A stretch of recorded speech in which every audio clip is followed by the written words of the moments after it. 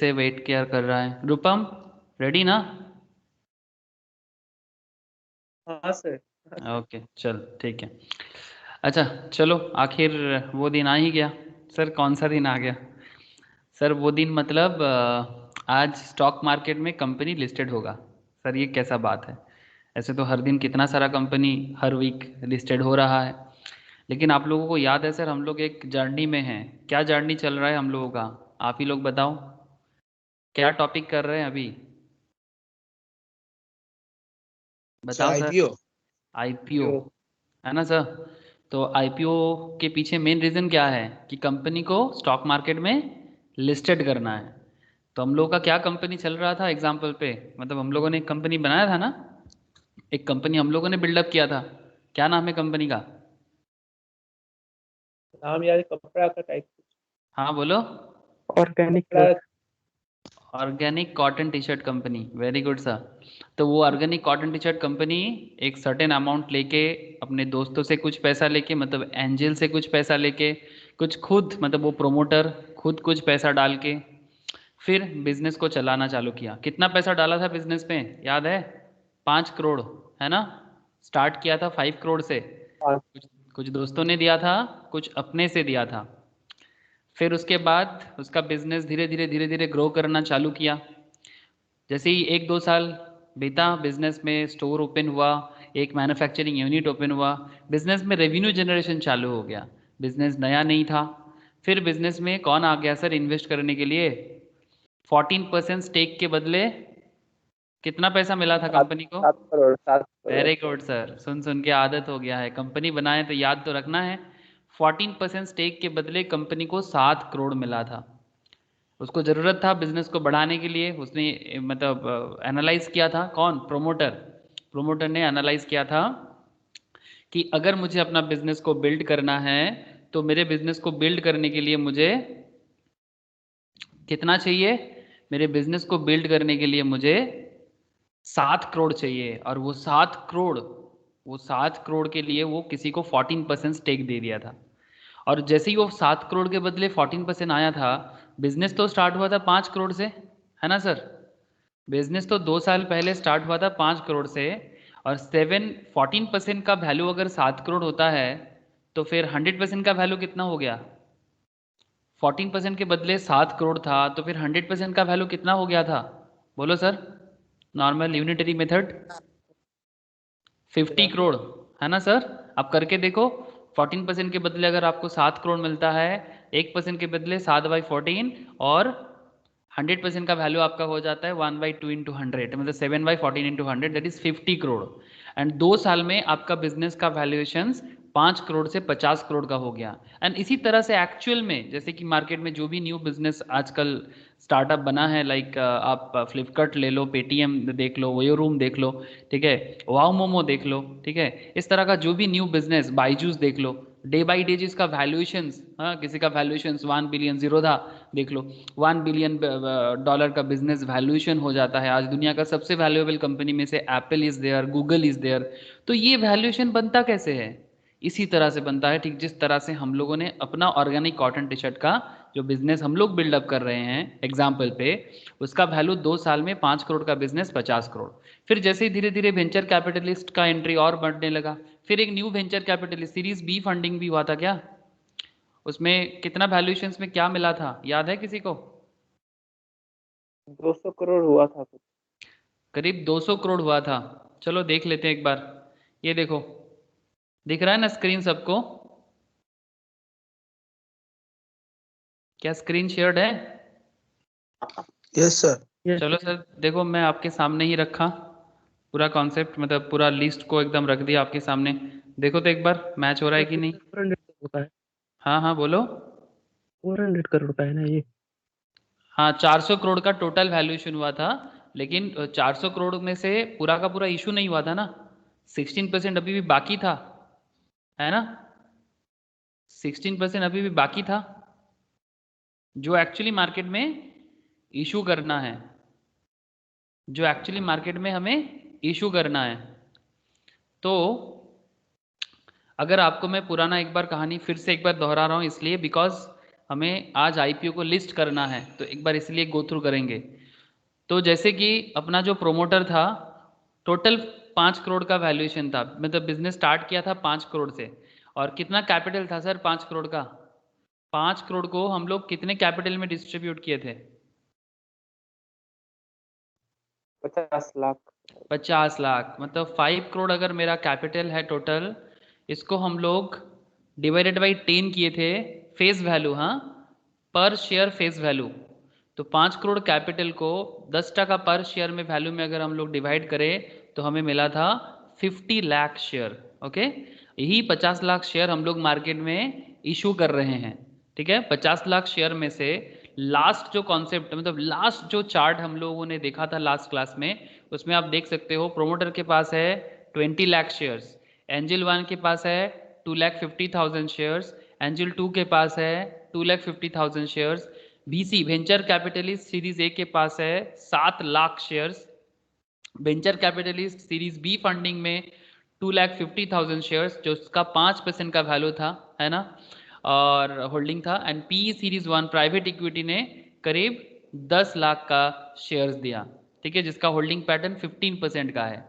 तो कंपनी ने total market में 44,50,000 ऑलरेडी मार्केट में वो इशू कर दिया, जिसका परसेंटेज वैल्यूएशन होता है 84%, जिसका वैल्यूएशन हुआ था 336 करोड़ का। याद आ रहा है सर? पूरा का पूरा इमेज याद आ रहा है, मतलब जो भी आप लोगों ने कंपनी बिल्डअप का जो भी सिचुएशंस है, सबको रिकॉल हो गया ना? Yes sir.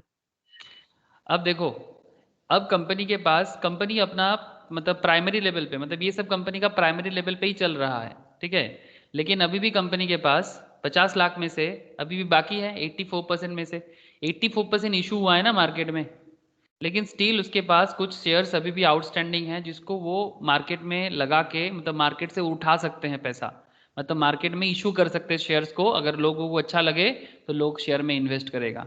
तो please note the company has retain back 16% stake which has not been allotted to any shareholder. This portion is valued 64 crore. इसका वैल्यूएशन उस टाइम पे 64 करोड़ का दिख रहा था, एंड फिर कंपनी धीरे धीरे आगे बढ़ने लगा, एंड फिर यही 64 करोड़ करीब 200 करोड़ का वैल्यूएशंस में जा पहुंचा था, बिकॉज मार्केट धीरे धीरे और बिजनेस आगे बढ़ा, तो हम लोगों ने एज्यूम कर लिया कि वो 64 करोड़ और 5 साल बाद 5 ईयर्स लेटर करीब 200 करोड़ में पहुंचा था। आई थिंक ये कहानी आप सबको याद है। फिर हम लोगों ने, उसके बाद हम लोगों ने ये देखा था कि क्यों कंपनी शेयर मार्केट में आना चाहता है। ठीक है, इनिशियल पब्लिक ऑफर के पीछे कुछ सवाल हम लोगों ने खड़े किए थे। क्या क्या सवाल था? इनिशियल पब्लिक ऑफर क्या है? We are now at a very crucial juncture where few questions needs to be answered. Why did the company decide to file for an IPO? क्यों कंपनी आईपीओ के लिए आना चाहता है? मतलब ये लास्ट स्टेज है बिजनेस का। अगर आप लोग लास्ट क्लास किसी ने अगर बाई चांस मिस है तो वो लास्ट क्लास एक बार करना बहुत ज़रूरी है।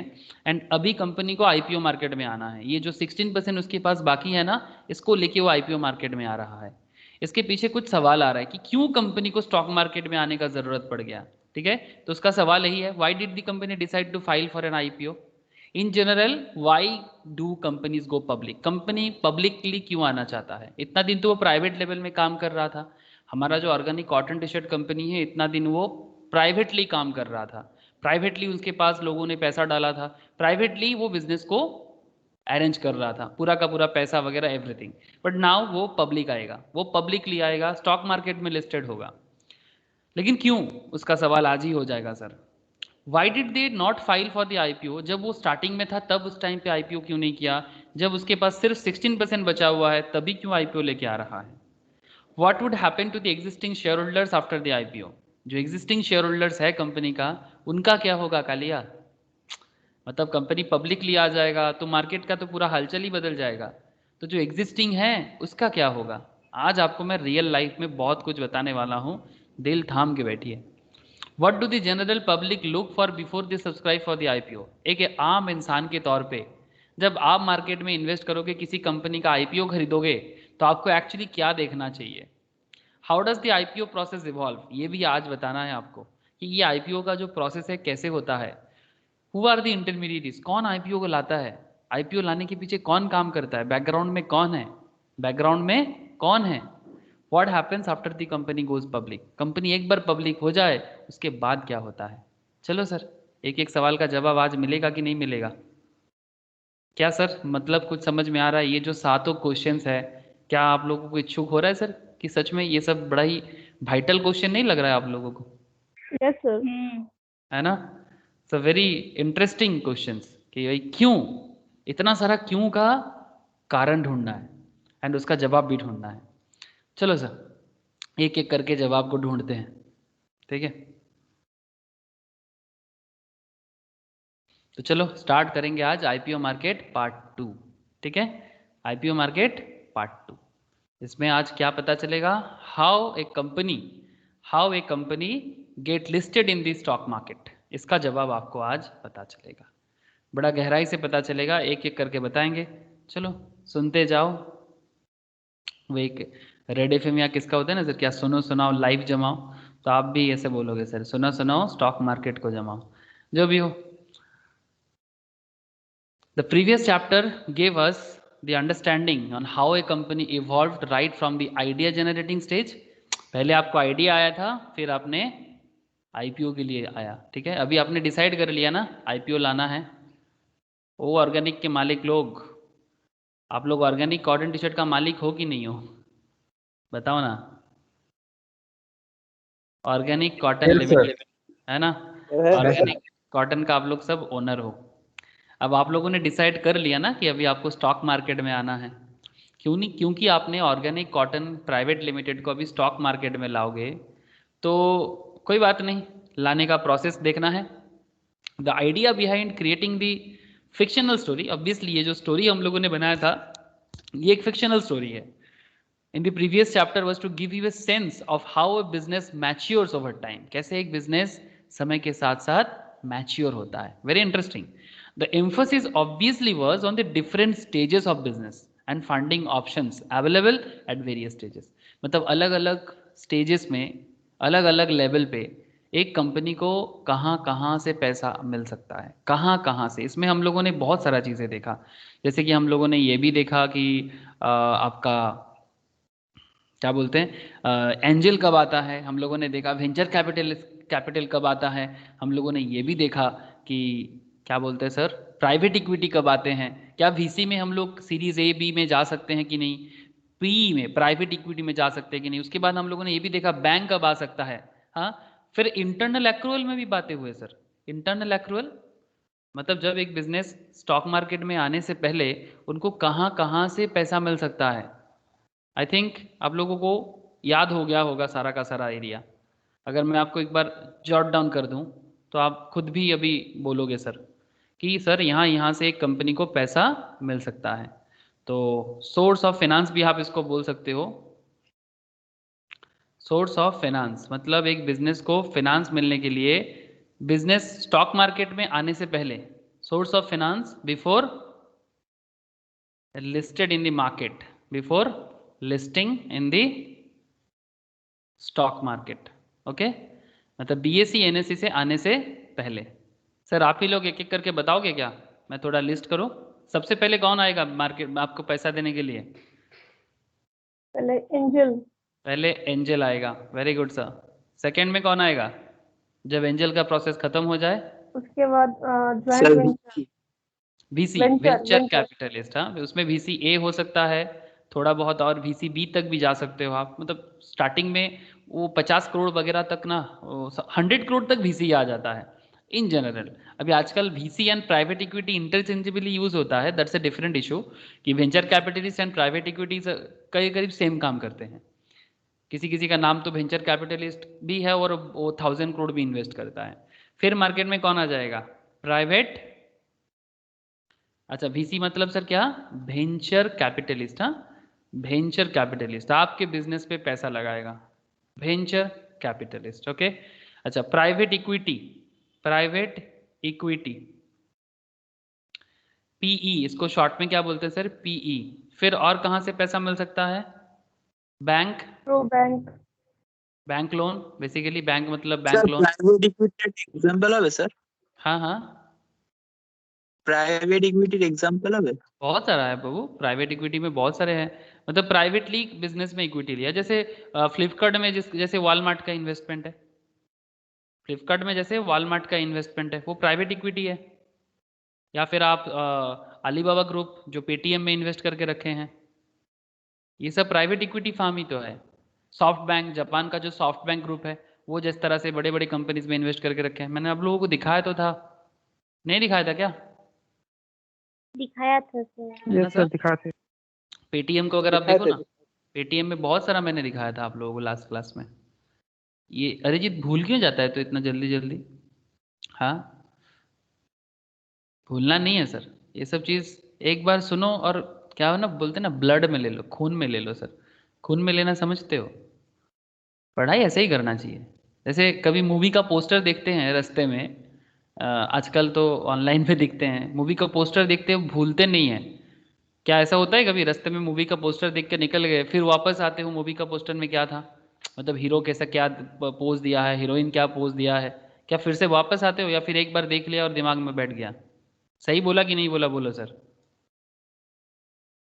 नहीं सर, फिर से दिखना पड़ता है, भूल जाते फिर हैं। भूल जाते हो? अरे ऐसा नहीं हो सकता सर, जब देख लिया, स्पेशली इन मूवीज केस, मैं जितना समझता हूँ एक बार देख लिया ना, तो वो ऐसे एक बार में पूरा एकदम हजम कर लिया। अच्छा एक बार घर में देख, इसको देखना है, कब आएगा मूवी, वैसा नहीं होता निकल गया फिर वापस देखने आता है, ऐसा नहीं। वो बाई चांस वो आंखों से थोड़ा सा साइड हो गया, वो अलग बात, लेकिन एक बार अगर आप ध्यान से देख लिया तो बस दिमाग में छप गया, ये गलत बात। अब जबरदस्ती झगड़ा नहीं करो। अच्छा देखो, ये देख, एंड ग्रुप 29.71% पेटीएम में इन्वेस्टमेंट है, सॉफ्ट बैंक विजन फंड का 19.63%, अलीबाबा ग्रुप का 7.18%, बाक्सायर हाथवे ये आपका वॉरेन बफेट का है 2.76, बाकी अदर्स का मिला के 7.49, और जो प्रोमोटर है दैट इज विजय शेखर शर्मा का करीब 14.67। तो they are the basically private equity. Okay, यही होता है प्राइवेट इक्विटी, जो थोड़ा बड़े लेवल पे इन्वेस्टमेंट करते हैं। क्लियर ना रिजित? बोल। Yes sir, yes sir. अच्छा, फिर private equity, bank loan, bank loan के बाद और क्या आएगा सर? और कहाँ से उनको पैसा मिलता है?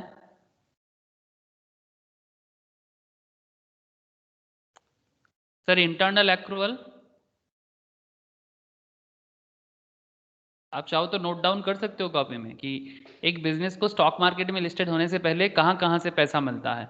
इंटरनल एक्रूवल मतलब अपना इंटरनल रिटेन अर्निंग भी बोलते हैं इसको। क्या बोलते हैं सर?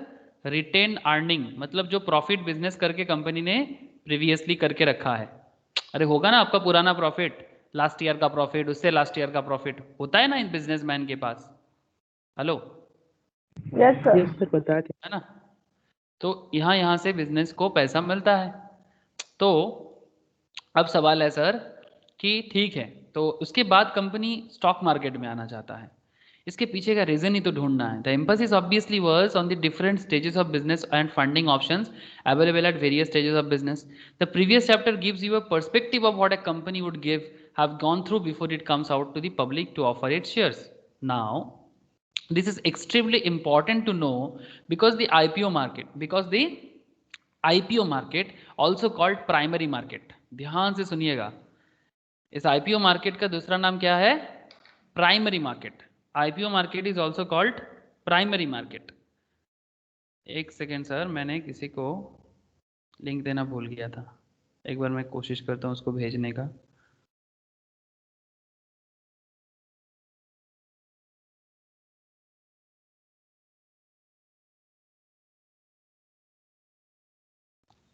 ओके, IPO मार्केट का दूसरा नाम क्या है sir?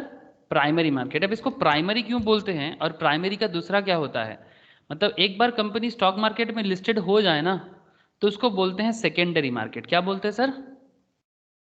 Secondary market. Secondary market, एक बार लिस्टेड हो जाए तब। ओके, मतलब जैसे हम लोग जो स्टॉक मार्केट में देखते रहते हैं ना, जैसे रिलायंस का शेयर देखते हैं, टाटा मोटर्स, जो भी, जैसे आप लोगों को पता है BSE में करीब 5,000 5,500 कंपनी, NSE में आपका करीब 2,000 के आसपास कंपनी, ये सब सेकेंडरी मार्केट में देखते हैं हम लोग। ठीक है। तो जो कंपनी ऑलरेडी मार्केट में लिस्टेड है वो सेकेंडरी मार्केट में, लेकिन जब कंपनी फर्स्ट टाइम मार्केट में आ रहा है, स्टॉक मार्केट में लिस्टेड होने के पहले तक का सिचुएशंस को कहते हैं प्राइमरी मार्केट। तो IPO market also called the primary market. जो आईपीओ का जो प्रोसेस है, आईपीओ का जो प्रोसेस है, और इस टाइम पे कंपनी जिस तरीके से आते हैं, आईपीओ का जो सिस्टम है और इस टाइम पे कंपनी जिस तरीके से आते हैं उसको कहते हैं primary market. Good evening Neel. Good evening sir. Okay, थोड़ा सा तेरा मिस हो गया, बाद में थोड़ा कर लेना है जो प्रीवियसली मैंने बोला, ठीक ओके है। सर। अभी कंटिन्यू कर, ठीक है। Okay, sometimes attracts companies offering their shares to public without actually going through a healthy round of funding in the past। मतलब कभी कभी ऐसा भी होता है। अब जरूरी नहीं कि हर कंपनी का पुराना, हम लोग जैसे ऑर्गेनिक कॉटन टी शर्ट में देखा ना, एंजल आया, वीसी आया, पी आया, बट ज़रूरी नहीं कि हमेशा हर कंपनी के केस में ये सारा का सारा प्रोसेस होगा। कुछ कुछ होगा, पूरा का पूरा ना भी हो सकता है। जैसे यहाँ पर बोल रहे हैं ना कि sometimes attracts companies offering their shares to public without actually going through a healthy round of funding in the past. हो सकता है कि पहले इनको इतना सारा फंडिंग नहीं मिला था। Few rounds of funding by credible VC and PE firm validate the quality of the business and its promoter। मतलब थोड़ा बहुत वेंचर कैपिटलिस्ट या फिर थोड़ा बहुत प्राइवेट इक्विटी अगर बिजनेस को एक बार इन्वेस्टमेंट कर दिया ना, तो उस बिजनेस को मार्केट में या उस प्रोमोटर को कॉन्फिडेंस मिल जाता है और उसको स्टॉक मार्केट में आने का भी चांसेस बढ़ जाता है। Of course you need to treat this with a pinch of salt. मतलब ये जो वेंचर कैपिटलिस्ट या प्राइवेट इक्विटी वाले लोग जो बिजनेस पे इन्वेस्ट करते हैं ना, इसको आप एक पिंच ऑफ सॉल्ट की तरह समझ सकते हो। मतलब nevertheless it act as an indicator to identify a well run business. मतलब जैसे खाने में कितना भी सारा चीज़ आप दे दो, जब तक आप नमक नहीं देते तब तक खाना खाने लायक नहीं बनता। कितना सारा मसाला दे दो सर, हल्दी दे दो, जीरा दे दो, धनिया दे दो, मैं सही बोल रहा हूँ ना? आई होप खाना बनाना या खाने का स्वाद के बारे में सबको थोड़ा बहुत आइडिया है। अब हजारों मसाला दे दो, बट अनटिल और अनलेस अब उस पर नमक ना डालो तो क्या खाने का टेस्ट आता है सर? सच बताना। नहीं सर, स्मेल नहीं आता है। No sir. हाँ एग्जैक्टली। तो नमक एक बहुत ही इंटरेस्टिंग कॉन्सेप्ट है यहाँ पर। मतलब ये वेंचर कैपिटलिस्ट या प्राइवेट इक्विटी फार्म जब तक किसी बिजनेस में प्रॉपरली इन्वेस्ट नहीं करता है ना, तो वो बिजनेस का एक जो वेल रनिंग फंक्शंस है इसका वैलिडिटी नहीं मिलता। मतलब एक बिजनेस वेल रन है कि नहीं है, इसका वैलिडिटी क्या होगा, it's depend on this. Okay, तो इसलिए बोल रहे हैं of course you need to treat this with a pinch of salt, but nevertheless it act as an indicator to identify a well run companies. Okay, तो I hope you understand little bit, थोड़ा बहुत तो समझ में आ रहा है। अब देखो सर, हॉर्न किस चीज़ का बजा रही है? कि गाड़ी में हॉर्न क्यों बजा रहे बोले तो, अरे आईपीओ आ रहा है, आईपीओ आ रहा है, इसका हॉर्न बज रहा है। समझ में आ रहा है सर? आईपीओ आ रहा है, इसका हॉर्न बज रहा है। सर आपको लग रहा होगा कि ये आईपीओ जो आ रहा है, इसका हॉर्न जो बज रहा है, ये हर दिन हर वीक होता है। मैं आपको चलो कुछ रियल लाइफ बताता हूँ आपको, ठीक है? रियल लाइफ में आपको बताता हूँ।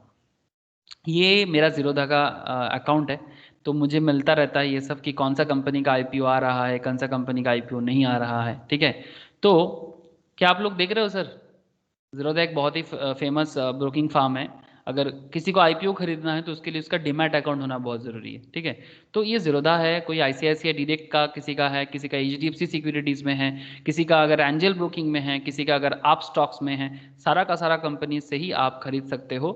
हर एक मोटा मोटी मैक्सिमम गुड ब्रोकिंग फार्म के पास ये सब ऑप्शंस अवेलेबल होता है, ठीक है? ये सब चीज़ें तो आपको आगे आगे समझ में आ ही जाएगा। एक बार डीमैट अकाउंट ओपन करने के बाद आपका जो भी ब्रोकिंग कंपनीज होगा उसके थ्रू से आप कैसे आईपीओ खरीद सकते हो, ये तो आपको समझ आ ही जाएगा। It's not a big thing, but before that you have to understand कि क्या क्या होता है। जैसे कि मैं अभी आपको दिखा रहा हूँ मेरे अकाउंट से कि किस तरह से आईपीओ आता है और उसका लिस्ट मुझे कैसे मिलता है।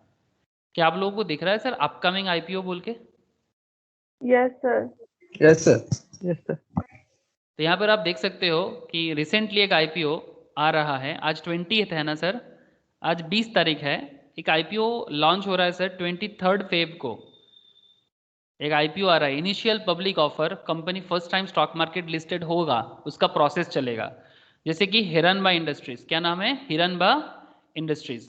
इसके बारे में मैं थोड़ा बहुत बात करूंगा आप लोगों के साथ, थोड़ा समझदारी के लिए, बिकॉज ये सच में आ रहा है। इसका सारा का सारा डिटेल्स भी मिल गया, इसका प्रॉस्पेक्टस, डीआरएचपी मैं आपको बताऊंगा ये डीआरएचपी क्या होता है, प्राइस रेंज का क्या मतलब होता है, क्वांटिटी का क्या मतलब होता है, आज मैं आपके साथ शेयर करूंगा।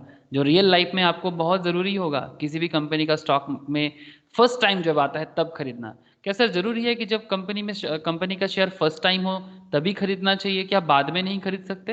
हेलो,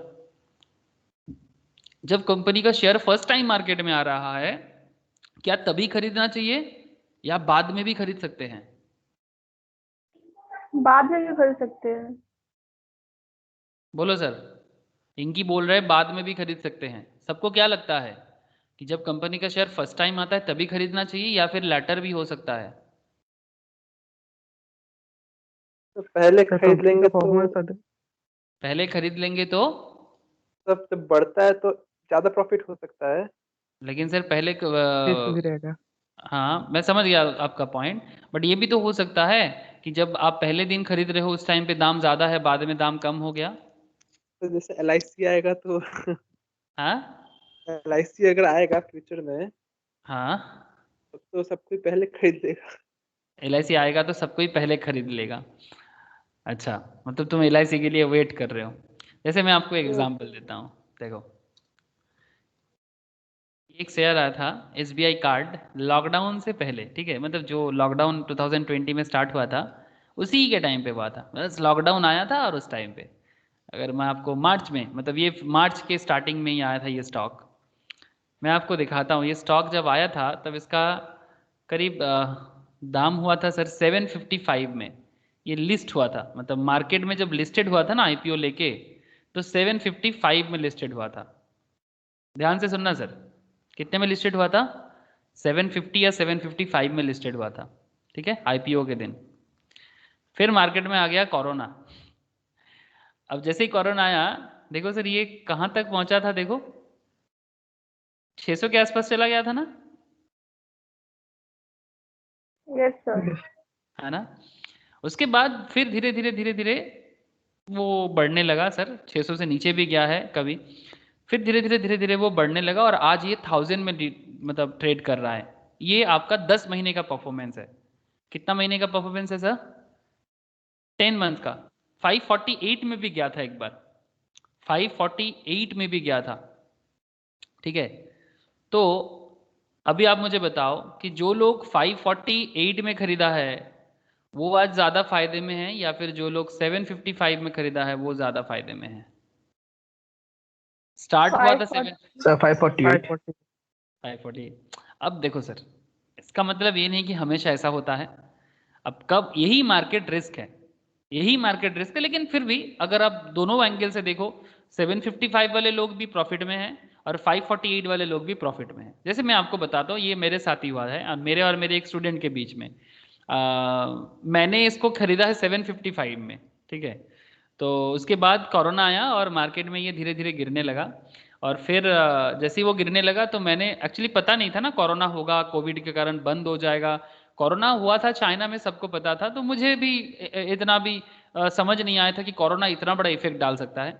और जैसे इसका दाम कम होने लगा तो मैंने क्लास में सबको डिक्लेयर किया कि भाई ये शेयर अगर जितना कम में जाए आप जाने दो, लेकिन इस शेयर जरूर खरीद लेना। तो जैसे ही मैंने ये बात कहा तो मेरा एक स्टूडेंट ने खरीदा इसको, करीब 580 वगैरह में खरीद लिया, ठीक है। फिर वो मेरे को एक दिन बता रहा है, जब थोड़ा मार्केट काफ़ी दिनों तक डाउन था, तो वो बोल रहा है क्या दादा आप 755 में खरीदा और मैं 580 में खरीदा। तो उसका उस टाइम पे बड़ा अच्छा चल गया ना सर। मैंने ही क्लास में बताया था, लेकिन वो बड़ा मज़ा ले रहा था। सीरियसली मज़ा लेना ही चाहिए। आज अगर देखा जाए तो ज़्यादा हंसी उसको आ रहा है बिकॉज वो ज़्यादा प्रॉफिट में है। मेरा भी हंसी है पर थोड़ा कम है कंपेयर टू 580। तो it's depend market condition, scenario, international economy, international concept, Covid situations, virus situations, सब कुछ इम्पैक्ट डाल सकता है सर। सब कुछ, ऐसा नहीं कि मैंने, और भी कुछ है सर, मतलब ऐसा एक दो नहीं, बहुत सारा है। एक शेयर आया था एंजल ब्रोकिंग बोल के, ठीक है, एंजल ब्रोकिंग, इसका भी शेयर मार्केट में आया था। एंजल ब्रोकिंग ये 6 मंथ ज़्यादा पुराना नहीं है। ये शेयर आया था मार्केट में करीब 300 समथिंग में आया था, आई थिंक 280 समथिंग। इसके बाद ये करीब नीचे चला गया था 224 के आसपास, फिर ये मार्केट में बढ़ने लगा, फिर अभी 324 में लीड कर रहा है, ठीक है। तो ये डिपेंड करता है, कोई कोई स्टॉक तो आने के बाद नीचे की तरफ भी जाता है, ऐसा भी देखा गया है। चलो मैं आपको ये सब एक एक करके दिखाऊंगा, ठीक है। आज आपको यही सब समझने को मिलेगा कि क्या स्टॉक है, किस स्टॉक में कैसा हुआ है, आपको एक आइडिया मिलेगा सर। तो चलो सर एक बार देख लेते हैं कि रिसेंटली क्या क्या आईपीओ आ रहा है। हिरनबा इंडस्ट्रीज, जिसका डिस्कशंस मैं आज थोड़ा बहुत करूंगा। ऐसे देखो, डिटेल समझने के लिए आपको फंडामेंटल समझना होगा। मैं फंडामेंटल तो डिटेल्स अभी बोल नहीं सकता, वो तो मैं फंडामेंटल एनालिसिस के क्लास में ही बात कर पाऊंगा। जैसे कि उसका पीएल बैलेंस शीट वगैरह जो डिस्कस करना होता है, उसका डिटेल्स मैं आपको इतना सारा नहीं, लेकिन हाँ, लेकिन इसका ओवरव्यू मैं आपके साथ जरूर कुछ डिस्कस करूंगा आज। एनएसडीएल आ रहा है, national commodity and derivative exchange, NCDEX, ये भी एक बहुत बढ़िया स्टॉक आएगा। LIC ऑब्वियसली, मतलब नाम ही काफ़ी है नाम ही काफ़ी है। LIC बहुत पैसा है सर कंपनी का, अगर आए तो सीरियसली लोग पागल की तरह लेगा, एकदम गारंटी। एंड बजाज एनर्जी, ये भी एक अच्छा कंपनी आएगा, लेकिन इसका भी अनाउंसमेंट नहीं हुआ है। कुछ कंपनी ऑलरेडी लिस्टेड हो चुका है, Nureca, RailTel corporation, home first finance, ये सब इसी मंथ में हुआ है। देखो 15 फेब को, 16 फेब को इंडियन रेलवे फाइनेंस कॉर्पोरेशन, ये भी बढ़िया हुआ है। IFRC, ठीक है, IFRC का लेके बड़ा बात चल रहा था। IFRC बोला था कि कंपनी अच्छा जाएगा, बट ये आपका अगर आप 1 मंथ आई थिंक, हाँ 25 में लिस्टेड हुआ था, फिर नीचे आ गया था, फिर 25 समथिंग, फिर 25 समथिंग में चल रहा है। तो ये लॉन्ग टर्म के लिए मैक्सिमम ने बोला कि लॉन्ग टर्म के बहुत अच्छा जाएगा, ये मेरा भी मानना है कि शॉर्ट टर्म के लिए बहुत बढ़िया स्टॉक नहीं है, बट लॉन्ग टर्म में बहुत बढ़िया स्टॉक है। बिकॉज ये इंडियन रेलवे में जितना सारा प्रोजेक्ट बनता है, उस सारा का सारा प्रोजेक्ट में फाइनेंस करने वाला कंपनी है। और इंडियन रेलवे क्या है, I think you all know, ठीक है। तो इसका भी case studies and fundamental analysis जब मैं करूंगा, आप लोगों से शेयर करूंगा, या फिर आप लोग अगर फंडामेंटल क्लास करोगे तो वहां पर आपको ये सब सुनने को मिलता है। Now what is the point, एक एक करके सारा का सारा पॉइंट तो आपको समझ में धीरे धीरे आ ही रहा है। तो कुछ पूछोगे, कोई कुछ पूछना चाहते हो क्या? ओके सर, तो अनाउंसमेंट देख रहे हो। अब चलो समझ लेते हैं ना सर कि कंपनी पब्लिकली क्यों आना चाहता है।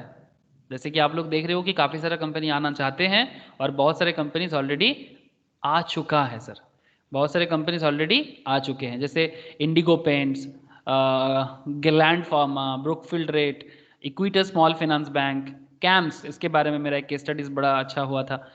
चिमकॉन, ये भी एक केमिकल में अच्छा था। Route Mobile, Happiest Minds, Angel Broking, Yes Bank, APO लाया था, ये IPO नहीं था। वो क्या होता है मैं बाद में बताऊंगा आपको कि IPO एंड APO में क्या फॉलो होता है, क्या डिफरेंस होता है। रोसारी बायोटेक, SBI कार्ड्स, देखो सर 750 से 755 मैंने लिया था, 55 में ही लिया था। Antony Waste, Indian Telephone Industry, ये सब लिस्टेड हो चुका है, और कुछ लिस्टेड आने वाला है। अब सवाल यही है ना sir, what is the big catch, क्या है यहाँ पर? बिग कैच यही है कि क्यों कंपनी लिस्टेड होना चाहता है। अरे सब कोई समझ पा रहे हो ना सर क्या चल रहा है? हेलो, क्या गुल, Yes, sir. क्या गुल खिल रहा है, समझ में आ रहा है ना? Yes sir. ओके। अरे बैकग्राउंड नॉइज है बहुत किसका। We close the previous chapter with a few very critical questions. One of which, why did the company decide to file for an IPO? And in general, why do companies go public? When a company decides to file for an IPO, invariably the main reason is to raise funds to fill their capex requirement. Again, बार बार एक ही बात है sir, पैसा का जरूरत है, ठीक है। Capex, capital expenditure, मतलब उनको खर्चा करना है, पूंजी डालना है बिजनेस में, बिजनेस को और बड़ा करना है। The promoter has 3 advantages by taking his company public. Promoter मतलब जो बिजनेस का मेन ओनर होता है, जैसे पेटीएम में विजय शेखर शर्मा, ओके। अब सवाल है कि प्रोमोटर के पास 3 एडवांटेज क्या क्या होता है कि जब वो कंपनी को पब्लिकली लाता है।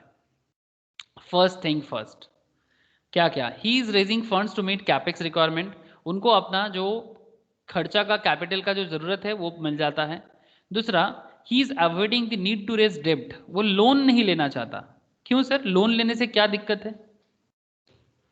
वो लोन नहीं लेना चाहता। What is the problem with loan? Interest देना पड़ेगा। স্যার ইন্টারেস্ট দিতে হবে, বেড়ে যাবে যত যত দেরি করবে আর কি দিতে। इंटरेस्ट का बार्डन आ जाता है। इंटरेस्ट को फाइनेंशियल रिस्क भी बोला जाता है सर। इसको हम लोग फाइनेंशियल मैनेजमेंट में पढ़ते हैं, जो लोग चार्टर्ड करते हैं, इंटरमीडिएट या फाइनल लेवल में पढ़ाते हैं, सीएमए में भी बोलते हैं, सीएस वाले को भी बोलते हैं, कोई कोई फंडामेंटल जो पढ़ते हैं उनको भी समझाया जाता है सर कि डेब्ट के ऊपर डिपेंड करके कंपनी का लेवरेज बढ़ जाता है। क्या बढ़ जाता है सर? लेवरेज। लेवरेज मतलब रिस्क फैक्टर। तो अगर आप लोन लोगे ना तो मुश्किल यही है कि आपको लोन का इंटरेस्ट देना ही पड़ेगा, मैंडेटरी है।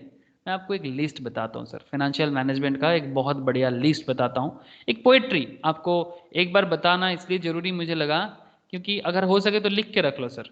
अगर पेन एंड कॉपी सामने है फटाफट लिख लो, या फिर मेरे लिखने के बाद आप इसको स्क्रीनशॉट ले लो, जो आपको ठीक लगे, बिकॉज हम लोग इतना ज़्यादा नोट्स नहीं लेते शेयर मार्केट क्लास में, जो आपको ठीक लगे। तो एक फाइनेंशियल पोएट्री लेवरेज का, ओके। तो ये पोएट्री क्या है? हम लोग इसको अभी बोलेंगे सर इनकम स्टेटमेंट। क्या बोलेंगे सर? Income statement. ऐसे लेवरेज बहुत बड़ा चैप्टर है, बट मैं आपको एक इनकम स्टेटमेंट बता रहा हूं। लेवरेज का मतलब होता है रिस्क, ओके। अब बिजनेस का रिस्क क्या है? सबसे पहले बिजनेस का स्टार्टिंग पॉइंट क्या होता है? Sales, okay sir. Business start होता है सेल्स से ना। कोई भी बिजनेस का स्टार्टिंग पॉइंट सेल्स है कि नहीं है? मतलब बिजनेस सेल Yes, करेगा sir. तो ही ना बिजनेस। सही की गलत? Yes sir. कॉमन सेंस ही समझ लो सर, ज़्यादा फाइनेंस का दिमाग लगाने का जरूरत नहीं है। मतलब जितना हाइप क्रिएट करेंगे उतना problem. Don't need to create any hype, okay. Just समझो मैटर को। हाँ फिनेंस है, ये है, वो है, नहीं, एकदम आम इंसान की तरह, लेमैन की तरह। सेल से बिजनेस का कुछ वेरिएबल कॉस्ट होता है, ऑब्वियसली कुछ टेक्निकल लाइन में यूज करूंगा यहाँ पर, बट वो टेक्निकल को भी आप सिंप्लीफाई करना, समझना है, मतलब नॉर्मल इंसान की तरह। वेरिएबल कॉस्ट बिजनेस का ना एक वेरिएबल कॉस्ट होता है। एक फुचका वाले होते हैं, फुचका वाला देखते हो सर? चलो आप ही लोग मुझे बताना।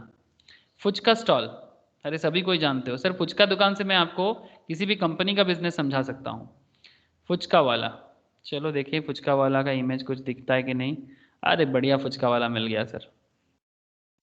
सर आप लोग मुझे एक चीज़ बताओ, अब पानी मत लाना हाँ मुंह में, क्योंकि फुचका नहीं मिलने वाला अभी। अच्छा ये जो फुचका वाला का स्टॉल है, किसको ले? अच्छा इसका स्टॉल दिख रहा है। ये फुचका वाला का जो स्टॉल है सर, इसका वेरिएबल कॉस्ट क्या है बता सकते हो आप लोग? सेल तो कर रहे हैं फुचका, इसके बिजनेस में वेरिएबल कॉस्ट क्या है? मतलब कौन सा खर्चा उसका वैरी करता है, रोज सेम नहीं होता। और फिक्स कॉस्ट क्या है? फिक्स खर्चा क्या करना पड़ेगा एक फुचका वाले को? স্যার যেখানে আর কি ও স্টল দিচ্ছে সেইখানে টাকাটাও তো ওকে দিতে হবে। हाँ ऑब्वियसली, मतलब अगर किसी पर्टिकुलर एरिया में वो बैठता है ना, तो उसके लिए उसको एक रेंट देना पड़ता है, या फिर वो एक परमिशन लेना पड़ता है ना। वो परमिशन के लिए एक पैसा देना पड़ता है उसको। फुटपाथ में लगाओ, विक्टोरिया के सामने लगाओ, एक अमाउंट देना पड़ता है सर, ठीक है। किसी को भी देना पड़ता है, दैट इज फिक्स्ड। तो हम लोग उसको फिक्स्ड रेंट समझ सकते हैं, या फिक्स्ड लाइसेंस चार्ज बोल सकते हैं, ठीक है। वो फिक्स खर्चा है, उसका देना ही पड़ेगा, वैरी नहीं करेगा। फिर वो जो ये ठेला है उसका, ये जो उसका गाड़ी है, या फिर ये जो बक्सा दिख रहा है आपको, ठीक है, या फिर ये जो बर्तन है, हाँ ये सब फिक्स्ड है ना। Yes sir. तो फिर वैरी क्या करेगा सर? फुचका रोज क्या सिमिलर फुचका सेल हो जाता है? नो सर, पुचका मसाला सब वरी करेगा। फुचका का जो खर्चा है रोज वैरी करेगा, रोज सिमिलर फुचका नहीं सेल होगा। रोज जो मसाला है इस कंटेनर के अंदर, ये जो कंटेनर के अंदर जब मसाला डाला जाता है, क्या वो रोज सिमिलर मसाला होगा? मतलब क्या सेम अमाउंट ऑफ सेल हो जाएगा? सिमिलर मतलब सेम अमाउंट ऑफ आलू, सेम धनिया पत्ता नहीं होगा ना सर। डिपेंड करता है डे टू डे बेसिस में। तो जो उसका डे टू डे बेसिस में चेंज हो सकता है, इमली का पानी जो भी है, वो हो जाएगा उसका ফুচকার পাতা, हाँ তার পাতা যেটা শালপাতা যেটা দিচ্ছে। हाँ ऑब्वियसली जिस पत्ते में दे रहा है वो पत्ता, सारा का सारा वो वेरी करेगा उसका। तो बिजनेस को क्या करना होता है ना सर, अपने सेल से, अपना जो सेल होता है वहां से वेरिएबल कॉस्ट को लेस करना होता है, ठीक है। ये तो फाइनेंशियल मैनेजमेंट में समझाने का चीज होता है सर, लेकिन आपको इसलिए मैं समझा रहा हूँ लोन का बार्डन समझाने के लिए। तो सेल से आपको मैं क्या निकालने के लिए बोल रहा हूँ सर? सेल से सबसे पहले हटा दो वेरिएबल कॉस्ट को। जो भी आप सेल करोगे वहां से आपका डेली का जो वेरिएबल खर्चा है, अब उसको हटा दो।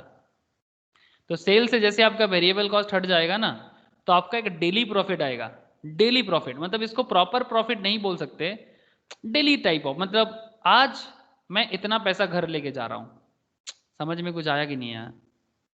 सपोज आपने एक दिन फुचका दुकान चला के 1000 का सेल किया, ठीक है, और उसमें से आपका खर्चा चला गया एक दिन का ही करीब 500 रुपया, ठीक है, तो कंट्रीब्यूशन कितना है एक दिन का? 500। समझ 500 में कुछ रुपया। आ रहा है ना सर? Yes sir. सेल किया था 1000 का, वेरिएबल कॉस्ट है 500 का, कंट्रीब्यूशन है 500 का, ठीक है, मतलब ये पर डे प्रॉफिट। अब जैसे ही आपका कंट्रीब्यूशन आ गया, यहां से आपको लेस करना चाहिए फिक्स्ड कॉस्ट। फिक्स्ड कॉस्ट में एक्चुअली आपको पूरा का पूरा ठेला का खर्चा, बर्तन का खर्चा एक बार में पूरा लेस नहीं होता, उसमें डेप्रिसिएशन वगैरह आ जाता है। क्या आ जाता है सर? एसेट का डेप्रिसिएशन आ जाता है। तो अगर वो एक मंथली लेवल में या एनुअल लेवल में डेप्रिसिएशन का हिसाब करता है, मंथली में सोचता हूँ कि उसका जो भी ठेला है, बर्तन है, उसका एक डेप्रिसिएशन होगा कि नहीं होगा? डेप्रिसिएशन समझते हो सर? अरे सर, एसेट का वैल्यू डे बाय डे घटता है कि नहीं घटता? क्या यस ये सर, यस सर। हाँ घटेगा ना? ये जो भी उसका स्टॉल है, क्या इसका इसका डे बाय डे इसका वैल्यू डिटोरिएट नहीं होगा? हाँ, ये फुचका वाला मदन है, इसका नाम लिखा है फुचका वाला मदन, में भी कुछ होगा, ठीक है, तो इसका जो भी इसका ठेला वगैरह है, ठीक है, डे टू डे इसका वैल्यूएशन गिरता है, ठीक है, तो जो भी है एज पर फुचका वाला समझो, ठीक है, तो इसका ये जो वैल्यू है डे बाय डे गिरेगा। तो मैं मान के चलता हूँ उसका पर मंथ का 50 रुपीज का फिक्स्ड एक्सपेंस डेप्रिसिएशन के तौर पे जाता है। अब पूरा ठेला का खर्चा एक बार में माइनस नहीं होता है सर। तो इसके बाद इसको क्या मिलता है? EBIT। ध्यान से सुनना सर, क्या क्या मिलता है? EBIT मतलब क्या बता पाओगे सर?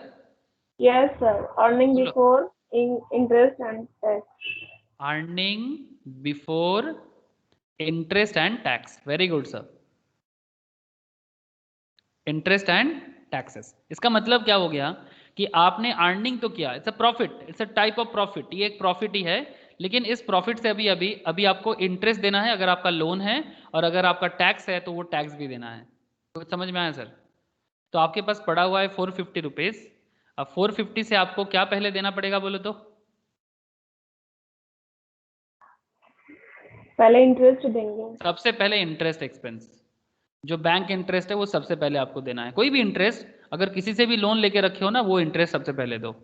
तो अगर इसका लोन का अमाउंट पर मंथ का 100 रुपीज है, ठीक है, तो फिर पर मंथ अगर 100 का लोन देता है तो लोन सबसे पहले चुकता करना होगा, मैंडेटरी है, देना ही पड़ेगा, नहीं तो मुश्किल हो सकता है सर, बिकॉज ये रिस्क फैक्टर है।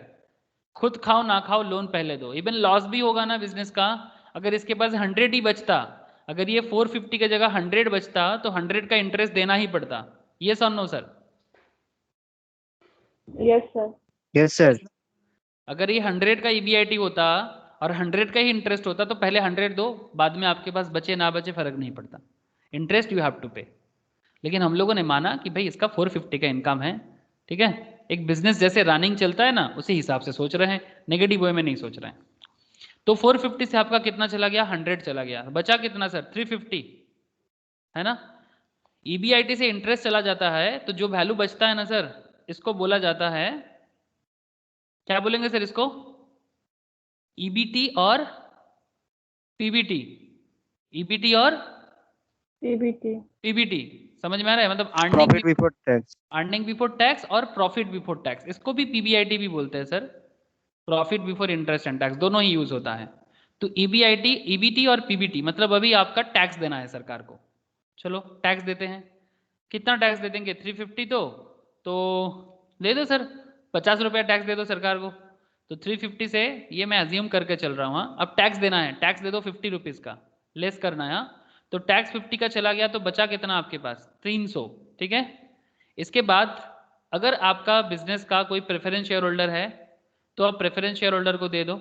पुचका वाला का तो ऐसा कोई नहीं होगा। अगर कोई प्रेफरेंस शेयर होल्डर है जो फिक्स्ड अमाउंट ऑफ डिविडेंड के लिए आप पे इन्वेस्ट किया था तो वह अमाउंट देना पड़ता है। मैं यहाँ पर मान रहा हूँ कि कोई प्रेफरेंस वाले नहीं है। इसके बाद जो भी बिजनेस में पड़ा रहेगा उसको हम लोग बोलेंगे earning for equity. Earning for equity जो यहाँ पर कितना है? 300।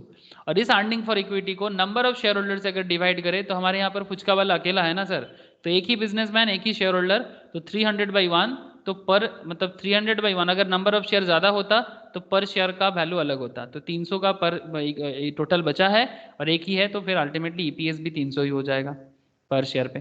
तो सवाल क्या हुआ सर, समझ में कुछ आया?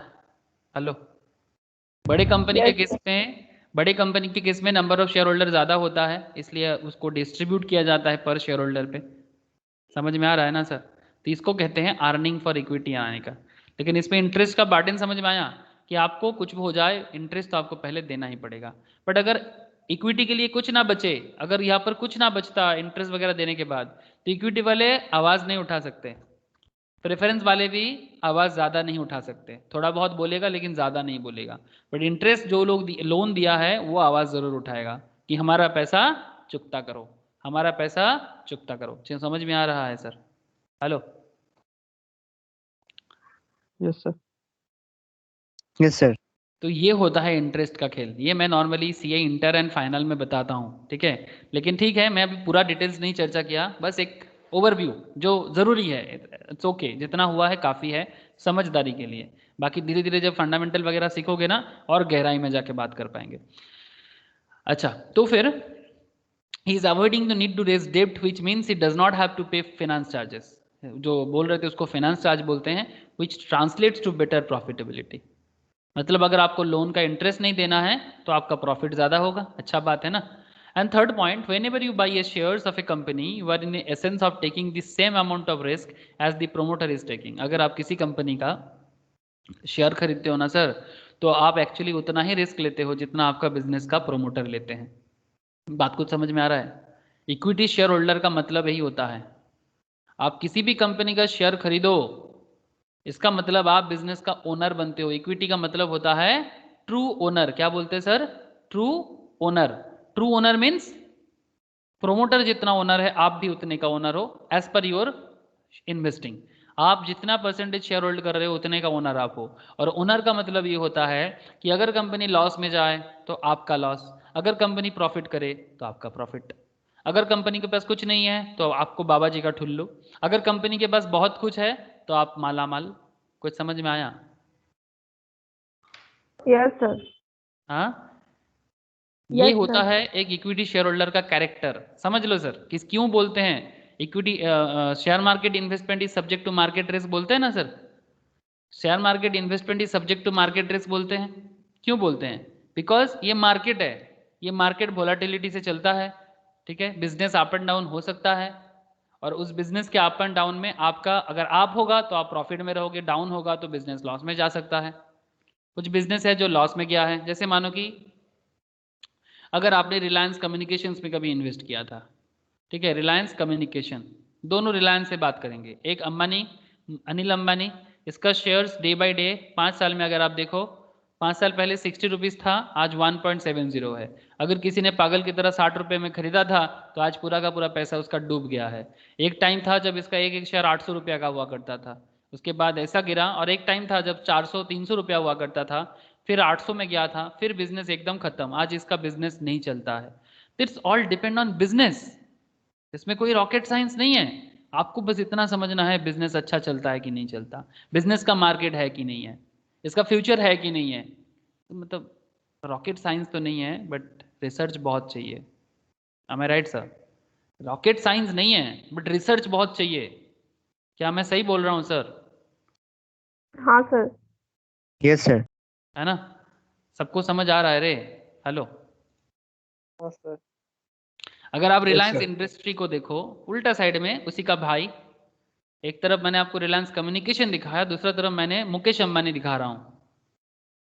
इसका बिजनेस देखो, अगर आप मैक्सिमम हालत ही देख लो इसका, 2004-5 में अगर किसी ने हार्डली 50 रुपीज़ डाला था रिलायंस में, आज 2000 का, 2000 के आसपास अगर किसी ने 50 रुपीज़ में रिलायंस का एक शेयर खरीदा था तो आज एक शेयर का वैल्यू 2000 रुपीज़ है। तो आप माला माल हुए कि नहीं हुए सर? ये तो शेयर का वैल्यू है, उसके साथ डिविडेंड भी आएगा। ये तो शेयर का वैल्यू इंक्रीमेंट है, डिविडेंड अलग होता है सर।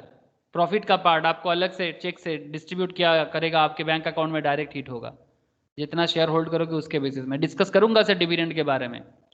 शेयर का इंक्रीमेंट इज नॉट डिविडेंड, ये शेयर का वैल्यूएशन होना, ये वैल्यू है, वैल्यू, ये डिविडेंड नहीं है। गलत मत, मतलब गलतफहमी में मत रहना। डिविडेंड अलग होता है, जितना शेयर होल्डिंग होगा उसके हिसाब से परसेंटेज में मिलता है। आगे बात करूंगा कभी डिविडेंड के, डिविडेंड है आप लोगों को बताने वाला हूं मैं। ऐसे डिटेल डिस्कशंस तो फंडामेंटल में ही करता हूं, बट हाँ बेसिक्स में भी डिविडेंड का डिस्कशंस होगा। उसमें काफ़ी मतलब जितना बोलूंगा समझदारी के लिए काफ़ी है, अंदर समझने के लिए तो बहुत कुछ होता है सर। शेयर मार्केट का पढ़ाई में बहुत कुछ आता है, शुरू कहाँ करूँ और ख़त्म कहाँ करूँ कभी कभी सोचने लग जाता हूँ। मतलब कभी कभी ना एक दो क्लास भी ऐसा लगता है कि सारा दिन भर पढ़ाते रहूँ तो भी ख़त्म नहीं हो पाता। फिर भी जितना मैं कोशिश करता हूँ सर, आई विल ट्राई कि आपको कॉन्सेप्ट तो पूरा लेके जाओ। आप ज़िंदगी में पैसा कम कमाओ ज़्यादा कमाओ, बट कॉन्सेप्ट के साथ कमाओ। तो फिर थर्ड पॉइंट आई थिंक आपको समझ में आ गया हो। Whenever you buy a shares of a company, you are in essence taking the same amount of risk as the promoter is taking. Needless to say, the promotion of the risk and its impact will depend on the quantity of shares you hold. कितना share आपके पास है उस पर depend करता है आप कितना risk ले रहे हो। Nonetheless, whether you like it or not, when you buy shares, you also buy risk. बोलने का जरूरत नहीं है, जब भी आप शेयर खरीदते हो एक्चुअली आप रिस्क लेते हो। और सर हम लोग ये प्रोवर्ब सुने हैं सर कि no risk no gain, yes और no sir? No risk no gain ना। अरे भाई जिंदगी में Yes, थोड़ा sir. बहुत जो रिस्क उठाते हैं वही कुछ बनते हैं, और जो रिस्क नहीं उठाते वो कुछ बन ही नहीं पाते। सही कि गलत? सही है। अगर आपको हिमालय चढ़ना है और हिमालय के चढ़ में जो मज़ा आता है, ट्रेकिंग जो लोग करते हैं, जो लोग एवरेस्ट चढ़ते हैं, रिस्क लिया एवरेस्ट में उठा तो मज़ा आया, चढ़ते चढ़ते कोई मर भी गया, लेकिन जो चढ़ा ही नहीं उसको क्या पता मज़ा कैसे होता है लाइफ में। अब it's all depends on the mentality कि आप चढ़ाई चढ़ने के लिए रेडी हो कि नहीं। समुंदर में जिसने गोताखोर लगाया उसको पता है कि क्या मज़ा आता है। अरे सर वो स्कूबा डाइविंग होता है ना, आई होप आप लोग सुन जाने होंगे। डर भी लगता होगा कि समुंदर के नीचे जब लेके जाते हैं, लेकिन जो एक बार ठान लिया कि भाई मुझे स्कूबा डाइविंग करना है, समुंदर के नीचे का एरिया देखना है, तो जो देख लिया वो मज़ा ले लिया। और जिन्होंने रिस्क लेने से डर गया वो तो मर गया ना, वो तो बिना देखे ही मर जाएगा। जिंदगी में कुछ देखे बिना ही मर जाएगा। तो सिंपल सिंपल मैटर है, चाहे आप लाइफ में जितना सा रिस्क लोगे उतना मज़ा आपको मिलेगा। एकदम रिस्क नहीं लोगे एकदम मज़ा नहीं आएगा। क्या मैं गलत हूँ सर? बोलो। Right sir. इसका हाँ, मतलब yes, ये sir. नहीं, इसका मतलब ये नहीं कि चलती ट्रेन से कूद जाओ इसका मतलब ये नहीं कि ट्रेन के सामने सेल्फी ले लो। हाँ ये नहीं सर, इसको इसको रिस्क लेना नहीं बोलते, इसको क्या बोलते हैं आप ही लोग जानते हो। बेवकूफी। ओके, बेवकूफ़ी बोलते हैं। Very good sir. There are other advantages as well as in going for an IPO. कुछ एडवांटेज आईपीओ में लाने का और भी कुछ पॉइंट है। Provide an exit for early investors. जो इतना दिन कंपनी में इन्वेस्ट करके बैठे हुए सर, उसको निकलने का मौका मिलता है। मतलब अरे सही वो इतना देर से कंपनी में शेयर होल्ड करके बैठा हुआ है, क्या वो सेल करके थोड़ा पैसा नहीं कमाएगा? Hello, yes sir. इतना दिन से कंपनी का शेयर होल्ड करके बैठे हुए हैं, अभी सेल करके थोड़ा अर्निंग नहीं करेगा या फिर जिंदगी भर होल्ड करके ही मर जाएगा? बात समझ में आ रहा है क्या नहीं? স্যার সেল করবে। एग्जैक्टली शेयर सेल कर देगा वो जो अर्ली इन्वेस्टर्स है वो शेयर सेल करके निकल जाएगा। तो सर वो सेल करेगा तो कोई होगा जो खरीदेगा? एग्जैक्टली अगर कोई सेल करेगा तो कोई बाई करने के लिए रेडी होगा ना। ऐसा चलता रहता है मार्केट में sir, pure demand and supply concept. Market में डिमांड होगा तो सप्लाई भी रहेगा और सप्लाई भी होगा तो डिमांड भी रहेगा। Pure economics, pure economics. जो कंपनी अच्छा बिजनेस करता है उसको खरीदारी भी मिल जाता है, और जो अच्छा बिजनेस करता है उसका खरीदार भी जैसे है, उल्टा साइड में आपका उसका बायर मतलब क्या बोलते हैं सर, विक्रेता, मतलब जो बिक्री करने वाले होते हैं वो भी मिल जाता है। समझ में आ रहा है ना सर? तो once the company goes public the shares of the company start trading publicly. Any existing share holder of the company could be promoters, वो प्रोमोटर भी हो सकता है, एंजल इन्वेस्टर्स भी हो सकते हैं, वेंचर कैपिटलिस्ट भी हो सकते हैं, पीई फंड्स भी हो सकते हैं, can use this opportunity to sell their shares in the open market. खुला मार्केट में अपना शेयर सेल करके निकल जाएगा। By selling their shares they get an exit on their initial investment. जितना उन्होंने पैसा डाला था उसके थ्रू से उनको एक पैसा मिल जाएगा। They can also choose to sell their share in smaller chunks if they wish. अगर वो चाहे थोड़ा सा छोड़ देगा, थोड़ा सा रख लेगा, ऐसा भी कर सकता है। पूरा का पूरा सेल नहीं करेगा, कुछ रख लेगा कुछ छोड़ देगा ओपन मार्केट में। जो खरीदेगा वो उसका गेन हो गया और वो प्रॉफिट बुक करके वो एंजॉय करेगा थोड़ा सा, इतना दिन इतना पेशेंस के साथ कंपनी के साथ है, थोड़ा तो एंजॉय करना चाहिए। घर खरीदेगा, कुछ कहीं घूमने जाएगा, कुछ एसेट बनाएगा, जो भी उसको मर्जी। यस और नो? Yes sir. चलो सर, ये जो पॉइंट है exit for an early investors, आज का ही एक एग्जांपल आपको दिखाता हूँ सर, आज का ही है। ये हम लोग एक कंपनी के बारे में डिस्कस कर रहे थे ना, क्या नाम है सर उसका, ये इसके बारे में डिस्कस कर रहे थे ना, हिरनबाई इंडस्ट्रीज। हेलो, एक कंपनी आ रहा है ना मार्केट में आईपीओ लिस्टेड करने के लिए, क्या इनमें ऐसा कुछ हाँ। बात है? ये हिरनबाई इंडस्ट्रीज का मैं आपको डीआरएच पे दिखाता हूँ सर। डीआरएच पे क्या है? Draft red herring prospectus. Definitions वगैरह ऐसे क्लास में बता दूंगा आपको, तो एक्चुअली बताने से पहले आपको दिखा देता हूँ कि प्रॉस्पेक्टस कैसे देखने में होते हैं। चलो सर, मज़ा आ जाएगा। हिरनबाई इंडस्ट्रीज, ओके। हिरनबाई इंडस्ट्रीज में अगर आप देखो तो हिरनबाई इंडस्ट्रीज में ये देखो, ये हिरनबाई इंडस्ट्रीज का क्या है? ड्राफ्ट रेड हेरिंग प्रॉस्पेक्टस है। कंपनी अपना सारा का सारा डिटेल्स आईपीओ लाने से पहले बिल्ड करते हैं। कौन बिल्ड करता है? Book running lead manager. वो कौन होता है? आगे बताता हूँ ना sir. Book running lead manager कौन होता है, कौन मार्केट में लाते हैं, ठीक है। पहले आपको मैं बताने वाला हूँ कि ड्राफ्ट रेडिंग प्रॉस्पेक्टस में कंपनी का सारा ये कितना पेज का है जानते हो सर? करीब 300-400 पेज का है ये, करीब 400 पेज का है। आप देख सकते हो यहाँ पर कंपनी के बारे में जो भी डिटेल्स आपको चाहिए वो सारा का सारा डिटेल्स इस पे हैं। कंपनी का फाइनेंशियल डेटा, कंपनी का अकाउंटिंग डेटा, कंपनी का मतलब डायरेक्ट मैंने मैनेजमेंट का डेटा, सारा का सारा everything you will get here. जो भी आपको कंपनी के बारे में जानना है, ये सेबी के पास ऑथराइज करके इसको बनाया गया है। इसको देख के ही सेबी इसको स्टॉक मार्केट में आने का परमिशन दिया है। इसके अंदर आपको ये फर्स्ट पेज में ही हम लोग को ज़रूरी है, ये देखो इंडेक्स, ठीक है। इसमें डेफिनेशंस, एब्रिविएशंस की, industrial regulations, policies in India, जो भी एक कंपनी को आने के लिए प्रोजेक्ट है, एक्चुअली प्रोजेक्ट रिपोर्ट कंपनी का, ठीक है। ये प्रोजेक्ट रिपोर्ट देख के आप कंपनी के बारे में सोच सकते हो, फील कर सकते हो, और अगर आपको लगता है कंपनी अच्छा करेगा तो आप कंपनी में इन्वेस्ट कर सकते हो। दिस इज द तरीका। हवा में कुछ नहीं होता। जो टीवी में एनालिस्ट होते हैं वो ये सब जाके पढ़ते हैं, पढ़ के समझते हैं, और फिर मार्केट के बारे में, इसका फ्यूचर के बारे में बताते हैं, ठीक है। तो मैं भी आप लोगों को वही चीज़ सिखाने वाला हूँ, लेकिन इसका डिटेल्स कैसे स्टडी करते हैं, इसका अंदर का फिनेंशियल रिकॉर्डिंग क्या है, एनुअल रिपोर्ट कैसे रीड करते हैं, वो तो फंडामेंटल का पार्ट है। बट सर बेसिक में आप इतना तो जान लोगे कि क्या पढ़ाई जाता है, क्या पढ़ाया जाता है। तो चलो एक पॉइंट जो मैं आपको बताने जा रहा था उसी में बात कर लूँ। मैं थोड़ा सा जूम करता हूँ, आप चाहो तो आपके मोबाइल में या लैपटॉप में भी थोड़ा जूम कर सकते हो। ध्यान से देखिएगा, क्या सबको दिखाई दे रहा है मैं जो दिखा रहा हूँ? Yes sir. एक सेकेंड सर,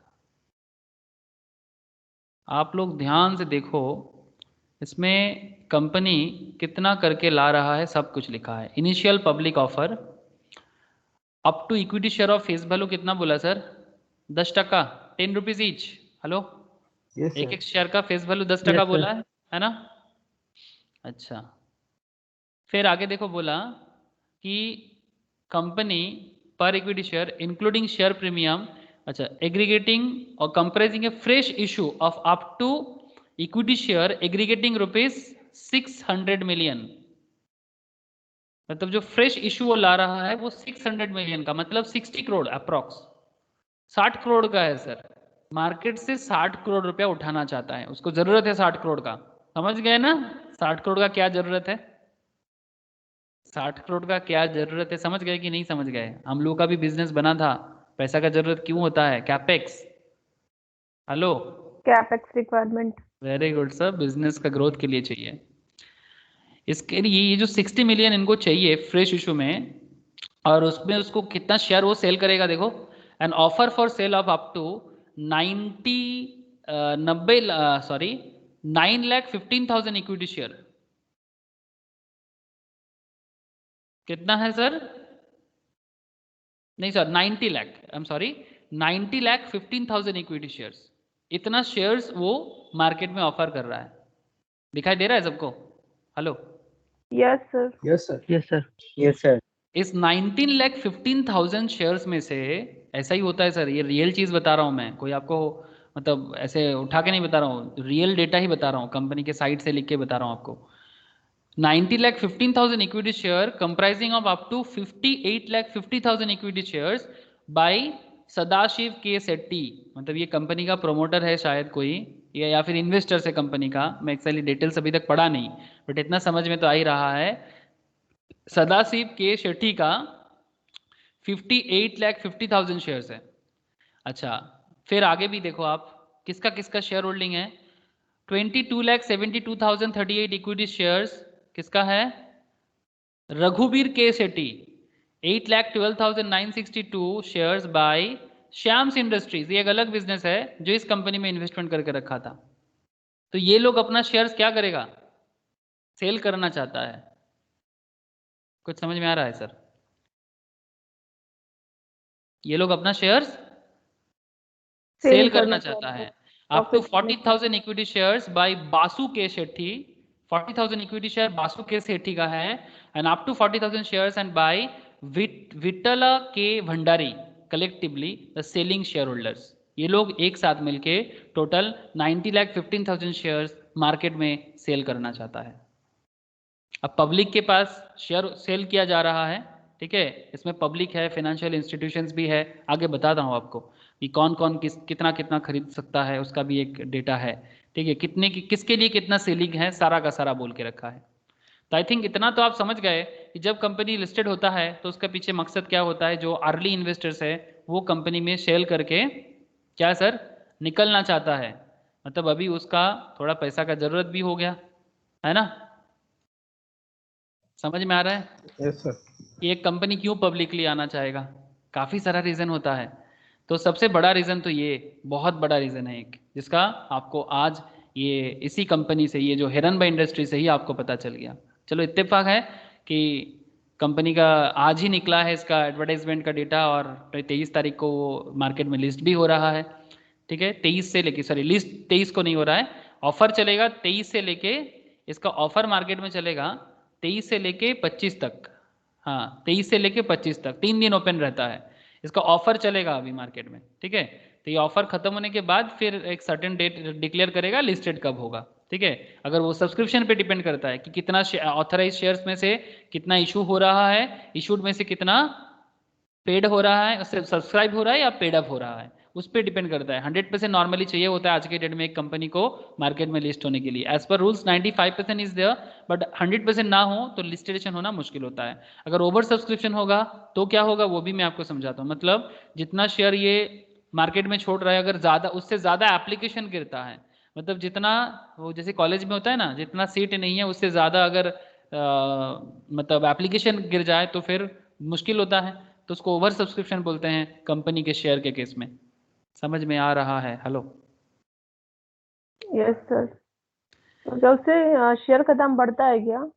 हाँ, ऑब्वियसली अगर ओवर सब्सक्रिप्शन होता है तो लिस्टेड डे में उसका डिमांड और माना जाता है, बिकॉज जो लोगों को आईपीओ में नहीं मिलेगा, जो लोगों को आईपीओ में नहीं मिलेगा वो सेकेंडरी में लेगा ना, तो डिमांड हाई रहता है मार्केट में, तो ऑटोमेटिकली मार्केट में दाम बढ़ जाता है। समझ में आ रहा है? Yes sir. इसका भी खोज मिल जाता है कि लिस्टेशंस में दाम बढ़ेगा कि घटेगा, सारा का सारा प्रोसेस है। और लिस्टेशंस भी आप खरीद सकते हो, मतलब लिस्टेड होने के बाद सेकेंडरी मार्केट में भी आप शेयर को पकड़ सकते हो। लेकिन हाँ, वो उसमें थोड़ा सा दाम बढ़ने का चांसेस हो जाता है अगर ओवर सब्सक्रिप्शन वाला शेयर है तो provide an exit for the early investors. Reward employees, reward employees मतलब, रिवॉर्ड एम्प्लॉइज का मतलब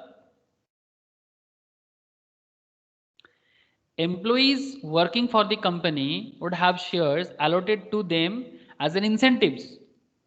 Employees working for the company, जो कंपनी के लिए काम करते हैं, मतलब सपोज मानो कि ये जो आपका दिस पर्टिकुलर कंपनी जिसके बारे में हिरनबाई इंडस्ट्रीज, इसमें जो लोग काम करते हैं ना, तो इनका जो एम्प्लॉइज है, this sort of arrangement between the employee and the company is called the employee stock options. मतलब जो लोग कंपनी में काम करते हैं इनको कंपनी का शेयर्स गिफ्ट किया जाता है, एक तरह का गिफ्ट इन द सेंस वो मोटिवेट करने के लिए। The shares are allotted at a discount to the employees, थोड़ा कम दाम में मिलेगा, गिफ्ट नहीं होता, सस्ते दाम पे मिलता है। Once the company goes public the employees stand a chance to see capital appreciation, और उनको पैसा बढ़ने को देखने को मिलता है अगर अच्छा कंपनी है तो। जैसे फ्यू एग्जांपल्स जहां कंपनी को बेनिफिट मिला है एम्प्लॉय स्टॉक ऑप्शंस में, like Google, Infosys, Twitter, Facebook, इस तरह का कंपनी। इसमें sir Google New York stock exchange में, ट्विटर भी न्यूयॉर्क में, फेसबुक भी न्यूयॉर्क में, इन्फोसिस इंडिया में भी है, न्यूयॉर्क में भी है। मतलब ये इन्फोसिस इंटरनेशनल कंपनी है सर, जो एक्चुअली तो इंडियन कंपनी है बट इसका आपको अमेरिका में भी लिस्टेशन मिलेगा। ओके, तो सवाल क्या है, तो इसमें अगर आप स्टॉक मार्केट में लिस्टेड होते हो तो अपने एम्प्लॉय को भी आप मोरल बूस्ट कर सकते हो, उनको डिस्काउंट में शेयर बुक करा के उनको भी आप शेयर में अप्रिशिएट करा सकते हो, और उसको भी कंपनी के प्रति एक अलग ही एटीट्यूड होता है, वो अलग लेवल पे कंपनी के लिए काम करता है, और कंपनी का इसमें अच्छा होता है, because company is all about the human resource of the company. एक कंपनी बिल्डिंग से कंपनी नहीं बनता, एक कंपनी बनता है उसके रिसोर्स पर्सन से, उसके एम्प्लॉइज से, उसके ह्यूमन रिसोर्स से। सही कि गलत सर? Yes sir. एकदम सही। एकदम सही Yes, सर। sir. बिल्डिंग से नहीं बनता कंपनी, किसका कितना बड़ा बिल्डिंग है कभी ना जाओ सर उस पे, लोगों का गलत फहमी है, ठीक है। बिल्डिंग बड़ा छोटा हो सकता है, डजेंट मैटर, बट बिजनेस कितना इम्प्रूव कर रहा है, मैनेजमेंट कितना बेहतर है, एम्प्लॉय कितना इनोवेटिव है, वो देखना चाहिए स्टॉक मार्केट में इन्वेस्ट करने के टाइम पे। Improve visibility, third important point stock market में आने का। Going public definitely increase visibility as the company has a status of being publicly held and traded. Company को ये मौका मिलता है कि वो पब्लिक का पैसा भी उसको मिलेगा और बड़ा पैसा मिलेगा। There is a greater chance of people's interest in the company, जैसे कि रिलायंस जैसे कंपनी के शेयर्स कौन नहीं चाहता, LIC जैसी कंपनी का शेयर्स कौन नहीं चाहेगा। Consequently creating a positive impact on it's growth, company का ग्रोथ आएगा, बहुत ज़्यादा पैसा मिलेगा कंपनी को अगर कंपनी एक पॉजिटिव एटीट्यूड के साथ आता है, बिजनेस अगर उसका अच्छा है। सबसे इंपॉर्टेंट बात, हर केस में बिजनेस अच्छा नहीं होता, कभी कभी बिजनेस बुरा भी हो सकता है, लेकिन स्टॉक मार्केट में आने का चांस अगर वो फुलफिल करता है तो फिर उसको मौका मिल जाता है। वो सेबी देख लेता है कि किसको स्टॉक मार्केट में लाना चाहिए, सेबी हमेशा यही कोशिश करता है उसी कंपनी को मौका मिले जो कंपनी मार्केट में पॉजिटिव रिजल्ट दे सके। बट जरूरी तो नहीं ना सर, मौका मिलने से क्या सब कोई अच्छा रन बनाते हैं?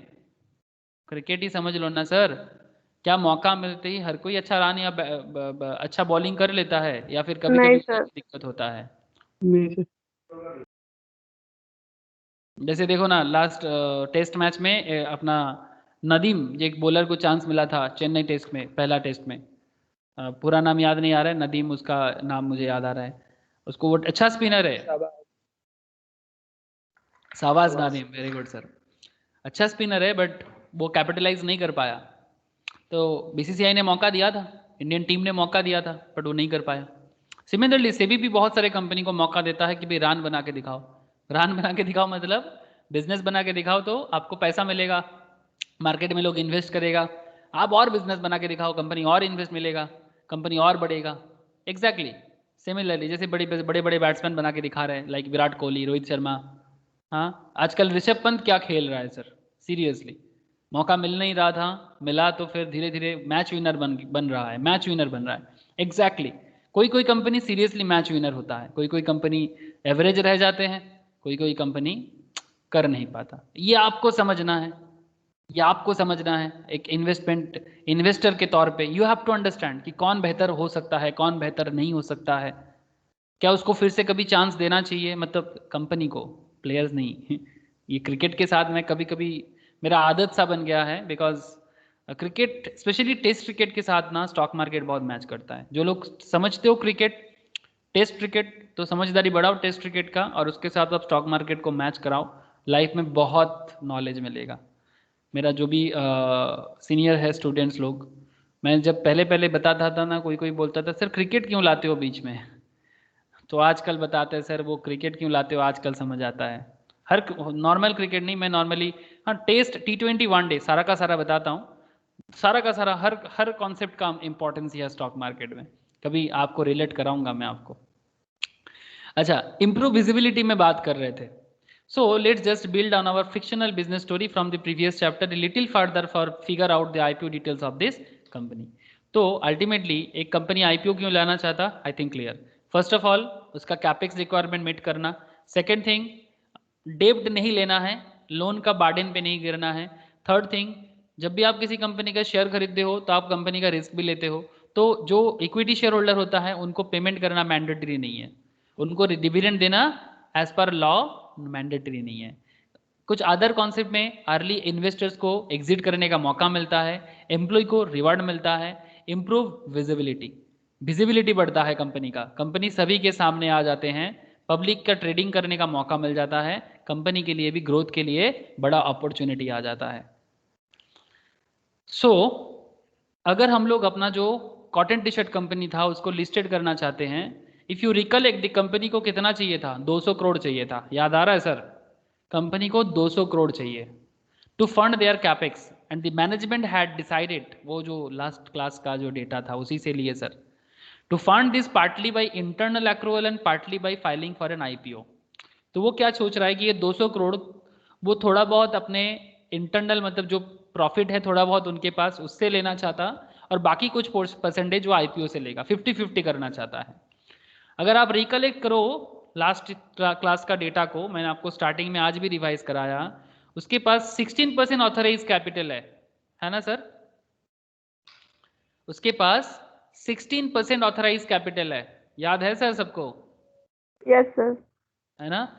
तो टोटल कैपिटल अगर 50 लाख है, टोटल कितना कैपिटल है बिजनेस का? 5 करोड़ था। नहीं सर, 5 करोड़ तो कैपिटल है, कैपिटल मतलब शेयर कैपिटल कितना है, नंबर ऑफ शेयर कितना है टोटल? 50 लाख 50 लाख। 50 लाख। तो 50 लाख का 16% कितना होता है? 8 लाख। 8 लाख ना? तो 50 लाख का 16% उसका ऑथराइज बचा हुआ है, विच आर नॉट अलॉटेड, जो किसी के पास नहीं है, ये अभी भी मार्केट में खाली घूम रहा है, आउटस्टैंडिंग है। The last valuation of this shares, ये 16% का लास्ट वैल्यूएशन हुआ था सर 64 करोड़ का, याद होगा आप लोगों को, जो लास्ट हिसाब हुआ था कुल वैल्यू मिला था 400 करोड़ का, है ना? कंपनी का कुल लास्ट टोटल वैल्यू हुआ था 400 करोड़ का। 400 करोड़ में से अगर 16% अनऑथराइज्ड है, मतलब ऑथराइज्ड है बट अलॉटेड नहीं है, ऑथराइज्ड बट नॉट अलॉटेड, इसका वैल्यूएशन हुआ था 64 crore. The company has progressed really well ever since PE firm has invested and naturally the valuation of these shares would have gone up. तो धीरे धीरे business का valuation बढ़ने लगा, धीरे धीरे बढ़ने लगा। अब हम लोग यहाँ पर ये मानेंगे कि for the sake of simplicity थोड़ा मैटर को सिंप्लीफाई करेंगे और फिर रियल लाइफ का भी डेटा देखेंगे, बहुत सारे कंपनीज रियल में भी इसी तरह से आते हैं sir. For the sake of simplicity, let us assume the company is now valuing 16% shares anywhere between 125 crore to 150 crore. मतलब इतना दिन पास हो गया ना सर, करीब करीब 3-4 साल हो गया। 3-4 साल में 64 करोड़ का वैल्यूएशन, और क्योंकि बिजनेस अच्छा चल रहा है तो अगेन उसका वैल्यूएशन जब मार्केट में किया जा रहा है तो करीब 125 से 150 करोड़ के आसपास हो रहा है। कंपनी धीरे धीरे अच्छा बिजनेस किया, इसीलिए हम लोग थोड़ा सा इसको सिंप्लीफाई कर रहे हैं। अब ये क्यों होता है आपको धीरे धीरे समझ में आ जाएगा सर, कि आप अचानक से आपके मन में चल सकता है कि सर 64 करोड़ का वैल्यूएशन था, अभी 125 से 150 करोड़ कैसे कर दिया आप? सर फिर से बिजनेस को इन्वेस्टमेंट मिला, इंटरनल एक्रूवल्स मिला, तो कंपनी का वैल्यूएशन बढ़ गया 4-5 साल में। 16% जो है वो शेयर मार्केट में आएगा। तो दिस ट्रांसलेट टू ए पर शेयर वैल्यू, अगर 125 से 150 करोड़ का है तो एक एक शेयर का वैल्यू कितना हो जाएगा? कंपनी का 16% का वैल्यू अगर 125 करोड़ है, अगर 125 करोड़ है 16% का, तो एक एक शेयर का मार्केट वैल्यू हो जाएगा सर 1562। Hello, yes sir. कैसे मिल रहा है ये 1562 कैसे मिला?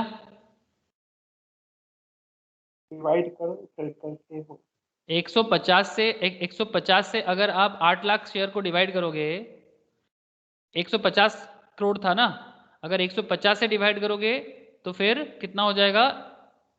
1562 आई थिंक, करके देख सकते हो आप लोग। और अगर आप, चलो मैं कैलकुलेटर से दिखा देता हूँ एक बार, कितना है सर? 150 डिवाइडेड बाई 8 कितना हो रहा है? 18.75 है ना? आप देख सकते हो यहाँ पर 18.75 मतलब 1875। हाँ, और अगर आप डिवाइड करते हो, कहाँ चला गया मेरा ये, अरे रब करने का दिख नहीं रहा है, ओ सॉरी। 125 करोड़ का डिवाइडेड बाय 8 लाख शेयर्स, 15.625 तो आ गया ना सर। 15.625 मतलब 1562। समझ में आ गया ना? हेलो। Yes sir. तो अगर बिजनेस का वैल्यूएशंस, ये दोनों दो अलग अलग वैल्यू हम लोगों ने लेके देखा ताकि समझ में आ जाए। अगर बिजनेस का वैल्यूएशन 125 करोड़ है तो फिर 1875 हो जाएगा एक शेयर का मार्केट वैल्यू। अगर 150 है तो 1562 हो जाएगा, एज पर जो भी सिस्टम है, ठीक है। So if the company puts 16% on the block to the public, they are likely to raise anywhere between 125 to 150 crore. तो कंपनी को कितना मार्केट से उठाना है? 125 से 150 करोड़ मार्केट से उठा सकते हैं, बिकॉज उसका शेयर का मार्केट वैल्यूएशन ही ऐसा है। उसका शेयर का मार्केट वैल्यूएशन ही ऐसा है कि वो मार्केट से 125 से 150 करोड़ उठा सकते हैं। The remainder has to come from internal accruals. तो चाहिए कितना उसको? 200 करोड़ चाहिए ना। 200 करोड़ से 150 करोड़ अगर वो उठाना चाहता है तो बाकी 50 करोड़ उसको इंटरनल एक्रूअल से करना पड़ेगा। So naturally the more money they raise the better it is for the company. जितना वो मार्केट से उठा पाएगा उतना बेहतर। कंपनी तो वही चाहेगा कि 150 से उठा दे। अब ये सेबी पे डिपेंड करता है कि वो वैल्यूएशंस को कितना मानते हैं, 150 या 125। The team of chartered accountant, the team of valuer will decide actually कि इसका दाम 125 होगा कि 150 होगा। समझ में आ रहा है सर? फाइनेंशियल एक्सपर्ट्स लोग जो चार्टर्ड अकाउंटेंट होते हैं इंडिया में, टॉप लेवल ऑफ एक्सपर्टाइज होते हैं उनके अंदर, जो वैल्यूअर होते हैं, एक्चुअरीज होते हैं, एक्चुरियल साइंस का एक पढ़ाई होता है, मैं आपको कभी बताऊंगा। वो लोग बैठ के डिसाइड करते हैं कि एक्चुअली इस कंपनी का वैल्यूएशन कितना हो सकता है। समझ में आ रहा है sir? Yes sir. Yes sir. ठीक जिस तरह से हम लोगों ने इस कंपनी का 125 से 150 करोड़ का नीड को समझे, उसी तरह से हम लोगों ने ये हिरंब इंडस्ट्रीज का कितना चाहिए इसको मार्केट से अभी? 600 crore. 600 million, 600 million fresh issue चाहिए। ये देखो सर, 600 मिलियन मतलब 60 crore sir. 1 million equals to होता है 10 लाख, तो 600 मिलियन इक्वल्स टू हो जाएगा आपका 60 करोड़। इतना फ्रेश इशू इसको चाहिए। एक ही इसी तरह से ये बना है सर, जिस तरह से हम लोगों ने 125-150 पे आए, वो भी इसी तरह से 600 मिलियन या 60 करोड़ पे आए। कुछ समझ में आया? कुछ समझ में आया? Yes sir. हर कंपनी का जो Yes, sir. भी शेयर मार्केट का शेयर का प्राइस होगा वो से भी डिसाइड करता है कितना होगा उसके बेसिस एग्जैक्टली पे। सर, उसके बेसिस पे वो मार्केट से पैसा उठाएगा। मतलब ऐसे नहीं कि मुझे इतना चाहिए और मुझे दे दो, नहीं सर, ऐसा नहीं होता। इट्स ऑल डिपेंड, इतना दिन से तुमने क्या किया, तुम्हारा बिजनेस का वैल्यूएशंस कैसे बना, 5 साल 6 साल 7 साल में आपने क्या किया ऐसे बिजनेस पे, कितना तुम्हारा स्टोर है, कितना तुम्हारा शोरूम है, कितना तुम्हारा मैन्युफैक्चरिंग यूनिट है। It's all depends. इससे पहले तुम्हें कितने बार पैसा मिला, कितना प्राइवेट इक्विटी का पैसा मिला, कितना वेंचर कैपिटलिस्ट का फंड मिला, कितने बार एंजल इन्वेस्टर से पैसा लिए, तुम कितना बैंक से लोन लिए हो, तुम खुद से अपने बिजनेस के प्रॉफिट से कितना पैसा बिजनेस पे डाले हो। इट्स ऑल डिपेंड कि एक बिजनेस को शेयर मार्केट में लिस्टेड होने से पहले ये सब चीजें प्रूव करना होता है। ठीक जिस तरह से एक क्रिकेटर को इंडियन टीम पे चांस पाने से पहले या तो आईपीएल में अच्छा परफॉर्म करो, या फिर रणजी ट्रॉफी में अच्छा परफॉर्म करो, या फिर घरेलू डोमेस्टिक दलीप ट्रॉफी में अच्छा परफॉर्म करो, तब जाके इंडिया खेलने का मौका मिलता है ना सर। क्या डायरेक्ट इंडिया टीम में मौका मिल जाएगा? नो सर, खेलना पड़ेगा पहले खेलना पड़ेगा ना। पहले तो आपको डिस्ट्रिक्ट में खेलना होता है, फिर स्टेट में खेलना होता है, फिर सीएबी हो तो सीएबी, बॉम्बे क्रिकेट हो तो बॉम्बे क्रिकेट, ठीक है, फिर उसके बाद रणजी, फिर उसके बाद अंडर 19 वर्ल्ड कप वगैरह, फिर आईपीएल आज के डेट में सबसे बड़ा प्लेटफॉर्म है, ठीक है। अगर वहां पर आप कुछ अच्छा दिखाते हो तो फिर आपको डायरेक्ट एंट्री भी मिल सकता है। आईपीएल से आजकल बहुत लोगों को डायरेक्ट भी मिल रहा है। जैसे रिसेंटली एक प्लेयर को चांस मिला ना सर, सिराज बोल के, मोहम्मद सिराज। नहीं, मोहम्मद सिराज तो फिर भी रणजी अच्छा। खेला है। वो नटराजन को मिला चांस, डायरेक्ट आईपीएल से चांस मिल गया, ऑस्ट्रेलिया में खेलने चला गया। तो ऐसे हो सकता है, इट्स ऑल डिपेंड्स। अगर परफॉर्म करेगा तो अच्छा है, बीसीसीआई उस पर इन्वेस्ट करेगा। सिमिलरली हमारे यहाँ पर भी जरूरी नहीं कि सारा का सारा हो जाए, मतलब एकदम सीरीज 1 सीरीज 2 सीरीज 3 पी सब कुछ हो जाए। थोड़ा बहुत तो दिखाना पड़ेगा सर, कहीं तो कुछ तो आपको पहले का परफॉर्मेंस दिखाना पड़ेगा, तब जाके आप मार्केट में आ सकते हो, पैसा उठा सकते हो। और ये पैसे का नीड कहाँ से आता है, ये है इसका बैकग्राउंड। आई थिंक मजा आ रहा है कि ऐसे ही नहीं कंपनी मार्केट में आता, ऐसे ही कंपनी लिस्टेड नहीं होता, ऐसे ही कंपनी को पैसा नहीं चाहिए होता। इसके पीछे एक बहुत बड़ा वजूद होता है, एक बहुत बड़ा कहानी होता है। इसको बोलते हैं राम कहानी। आई होप यू अंडरस्टैंड। क्या समझ में आ रहा है सर राम कहानी? अब राम नाम से आजकल बहुत दिक्कत है, बट अब ये तो आदत है हम लोगों का, बात बात में राम बोलना। ऐसे राम का मतलब आजकल मार्केट में बहुत कुछ चल रहा है पॉलिटिकली, बट मुझे ऐसा लगता है राम का मतलब ये है, मैंने कहीं पर पढ़ा था कि मन से रावण जो निकाले राम उसके मन में है। क्या सही हूँ सर? मन का रावण मतलब मन का खराब ही ना, मन से रावण जो निकाले यस राम उसके मन में है। अब वही है, राम एक ऐसा कैरेक्टर है जो एक मतलब पुरुषोत्तम, मतलब पुरुषों में पुरुष ऐसे माना जाता है। ठीक है, कभी राम पे लेके बात हो जाएगा, कोई बात नहीं। मार्चेंट बैंकर्स, ये कौन होता है सर मार्चेंट बैंकर्स? अरे सर यही तो वो है जिसके हमें तलाश है। कौन है सर? अरे मार्केट में कंपनी को लाने का काम तो यही करेगा। इन्वेस्टमेंट बैंकर भी कहा जाता है इन लोगों को, इन्वेस्टमेंट बैंकर भी कहा जाता है, मार्चेंट बैंकर भी कहा जाता है। ठीक है, ये एक्चुअली कंपनी को मार्केट में लाएगा, ये एक्चुअली मार्केट में कंपनी को आएगा। मार्चेंट बैंकर अगर आप लोग बनना चाहो तो बन सकते हो सर। इसलिए मतलब मार्चेंट बैंकर तो एक्चुअली कोई इंडिविजुअल नहीं होता सर, मार्चेंट बैंकर बड़ा ऑर्गेनाइजेशंस होते हैं। बट हाँ, मार्चेंट बैंकर होने के लिए आपको लाइसेंस लेना पड़ता है। NISM का सर्टिफिकेशन पढ़ाई होता है सर। ठीक है, जो सेबी का ही एजुकेशनल इनिशिएटिव्स है, जिसमें आप लोग कोई कोई फाउंडेशंस का तैयारी कर रहे हो, कोई कोई ऑलरेडी इक्विटी डेरिवेटिव का कर रहा है मेरे पास, कोई आपके पास म्यूचुअल फंड का तैयारी कर लिया। यहाँ पर आप देख सकते हो NISM सर्टिफिकेशन एग्जामिनेशन, ये सब लाइसेंसिंग एग्जाम है। इसमें मैं आपको इसलिए नहीं दिखा रहा हूँ, बस जानकारी के लिए। आप यहाँ पर देख सकते हो currency derivative, registers and transfer agents, इसका भी मैं बताऊंगा ये सब क्या होता है कभी एक दिन। Security intermediaries, compliance, interest rates, mutual fund distributor. मैं आपको कोई कोई यहाँ पर अभी ये कर रहा है, कोई इक्विटी डेरिवेटिव कर रहा है। ये देखो सर, एक दिख रहा है सर मार्चेंट बैंकिंग सर्टिफिकेशन, दिख रहा है? Yes sir, yes sir. हाँ, नेगेटिव मार्किंग होता है सर। एक लाइसेंस 3 साल तक वैलिड रहता है, 3 साल बाद फिर से रिन्यू करना होता है। 1,500 रुपये का इंस्टीट्यूट जो है रजिस्ट्रेशन चार्जेस, मतलब एग्जाम फीस एक्चुअली इसका। 100 मार्क्स का पेपर है, आपको 60 पे पास है, नेगेटिव मार्किंग है सर। ठीक है, नेगेटिव मार्किंग इज देयर 25% का, मतलब 4 गलती से 1 नंबर काटेगा। अब सर क्यों दिखा रहे हो? ये देखो इन्वेस्टमेंट एडवाइजर, मैं बता रहा था ना, इन्वेस्टमेंट एडवाइजर, ये सारा का सारा। ठीक है, आजकल जो लोग आप लोगों में से जो लोग कर रहे हैं वो ये वाला ज़्यादा अभी कर रहा है। सिक्योरिटी मार्केट फाउंडेशन ज़्यादा अभी कर रहे हैं लोग, बिकॉज ये बेसिक है, इसमें कोई नेगेटिव मार्किंग भी नहीं है, और इसका भी लाइसेंस होता है 3 साल तक का।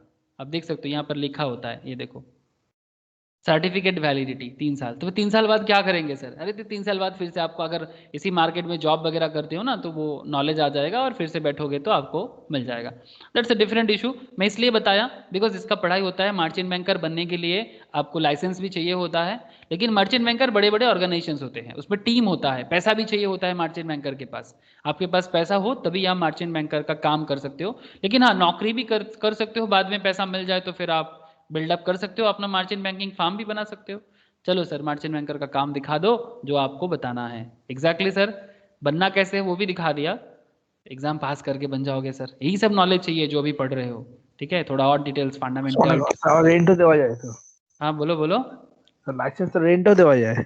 हाँ, लाइसेंस रेंट पे भी दे सकते हो, अगर आप खुद नहीं करना चाहते, लाइसेंस लेके दूसरे को दे दो, वो करेगा, आप लाइसेंस होल्डर रहोगे, फिर एग्जाम दे दोगे, फिर कोई होगा आपके बिहाफ में काम कर रहा है।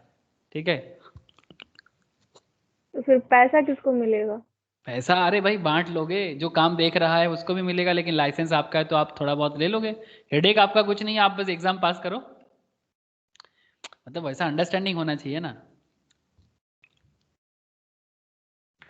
सिक्योरिटी मार्केट का जो फर्स्ट आप दिखाए सीरीज 1, तो उसका एग्जाम पास करने से क्या जॉब मिलेगा? सर जो जैसे मार्केट में जैसे সে এটা अलग কি अलग লিগাল? लीगल मतलब समझा মানে नहीं। এইটা মানে রেন্টে এই জিনিসটা কি লিগাল? नहीं नहीं কারণ रेंट पे देना, আমাকে तो नहीं नहीं रेंट তাহলে তো देना, আলাদা কিনতেই বানাতেই যেমন হবে। नहीं नहीं रेंट देना लीगल नहीं है। रेंट देना लीगल नहीं है, लेकिन एक्चुअली क्या है ना, मतलब आप अगर लाइसेंस होल्डर रहोगे तो अगर कभी भी कुछ केसेस वगैरह होगा, अगर बाई चांस कुछ फ्रॉड वगैरह कहीं पर होता है तो आपको ही पकड़ा जाएगा सर। वो क्या होता है कि अगर बड़ा अंडरस्टैंडिंग है, सपोज मानो कि आपके कोई फ्रेंड्स है या फिर आपका कोई भाई है, ठीक है, कोई बहन है जो जिसके पास टाइम है बहुत ज़्यादा, वो म्यूचुअल फंड एडवाइजरी का काम करता है, ठीक है, म्यूचुअल फंड फार्म है उनका, मतलब वो लोगों को समझाते हैं, लोगों को इन्वेस्टमेंट का लिए करते हैं, इक्विटी डेरिवेटिव बेचते हैं, मतलब ये सब सेल कर सकते हो आप फार्म बना के। तो अगर आपके नाम पे लाइसेंस है तो फिर वो कर रहा है, ये एक्चुअली आजकल मार्केट में प्रैक्टिस हो गया कि भाई लाइसेंस किसी के नाम पे है और कोई और कर रहा है, तो वो उनके अंदर बहुत मैनेजमेंट को काफ़ी कनेक्शन होना चाहिए, ऐसे नहीं, ऐसे तो एक तरह से मतलब लीगल नहीं है sir, not proper. Okay, good question. Not proper, लेकिन ऐसे चलता है, एडजस्टमेंट कर लेते हैं लोग, वो अलग बात। स्नेहाशीष ये सब बात क्यों करता है तो चुप रहेगा।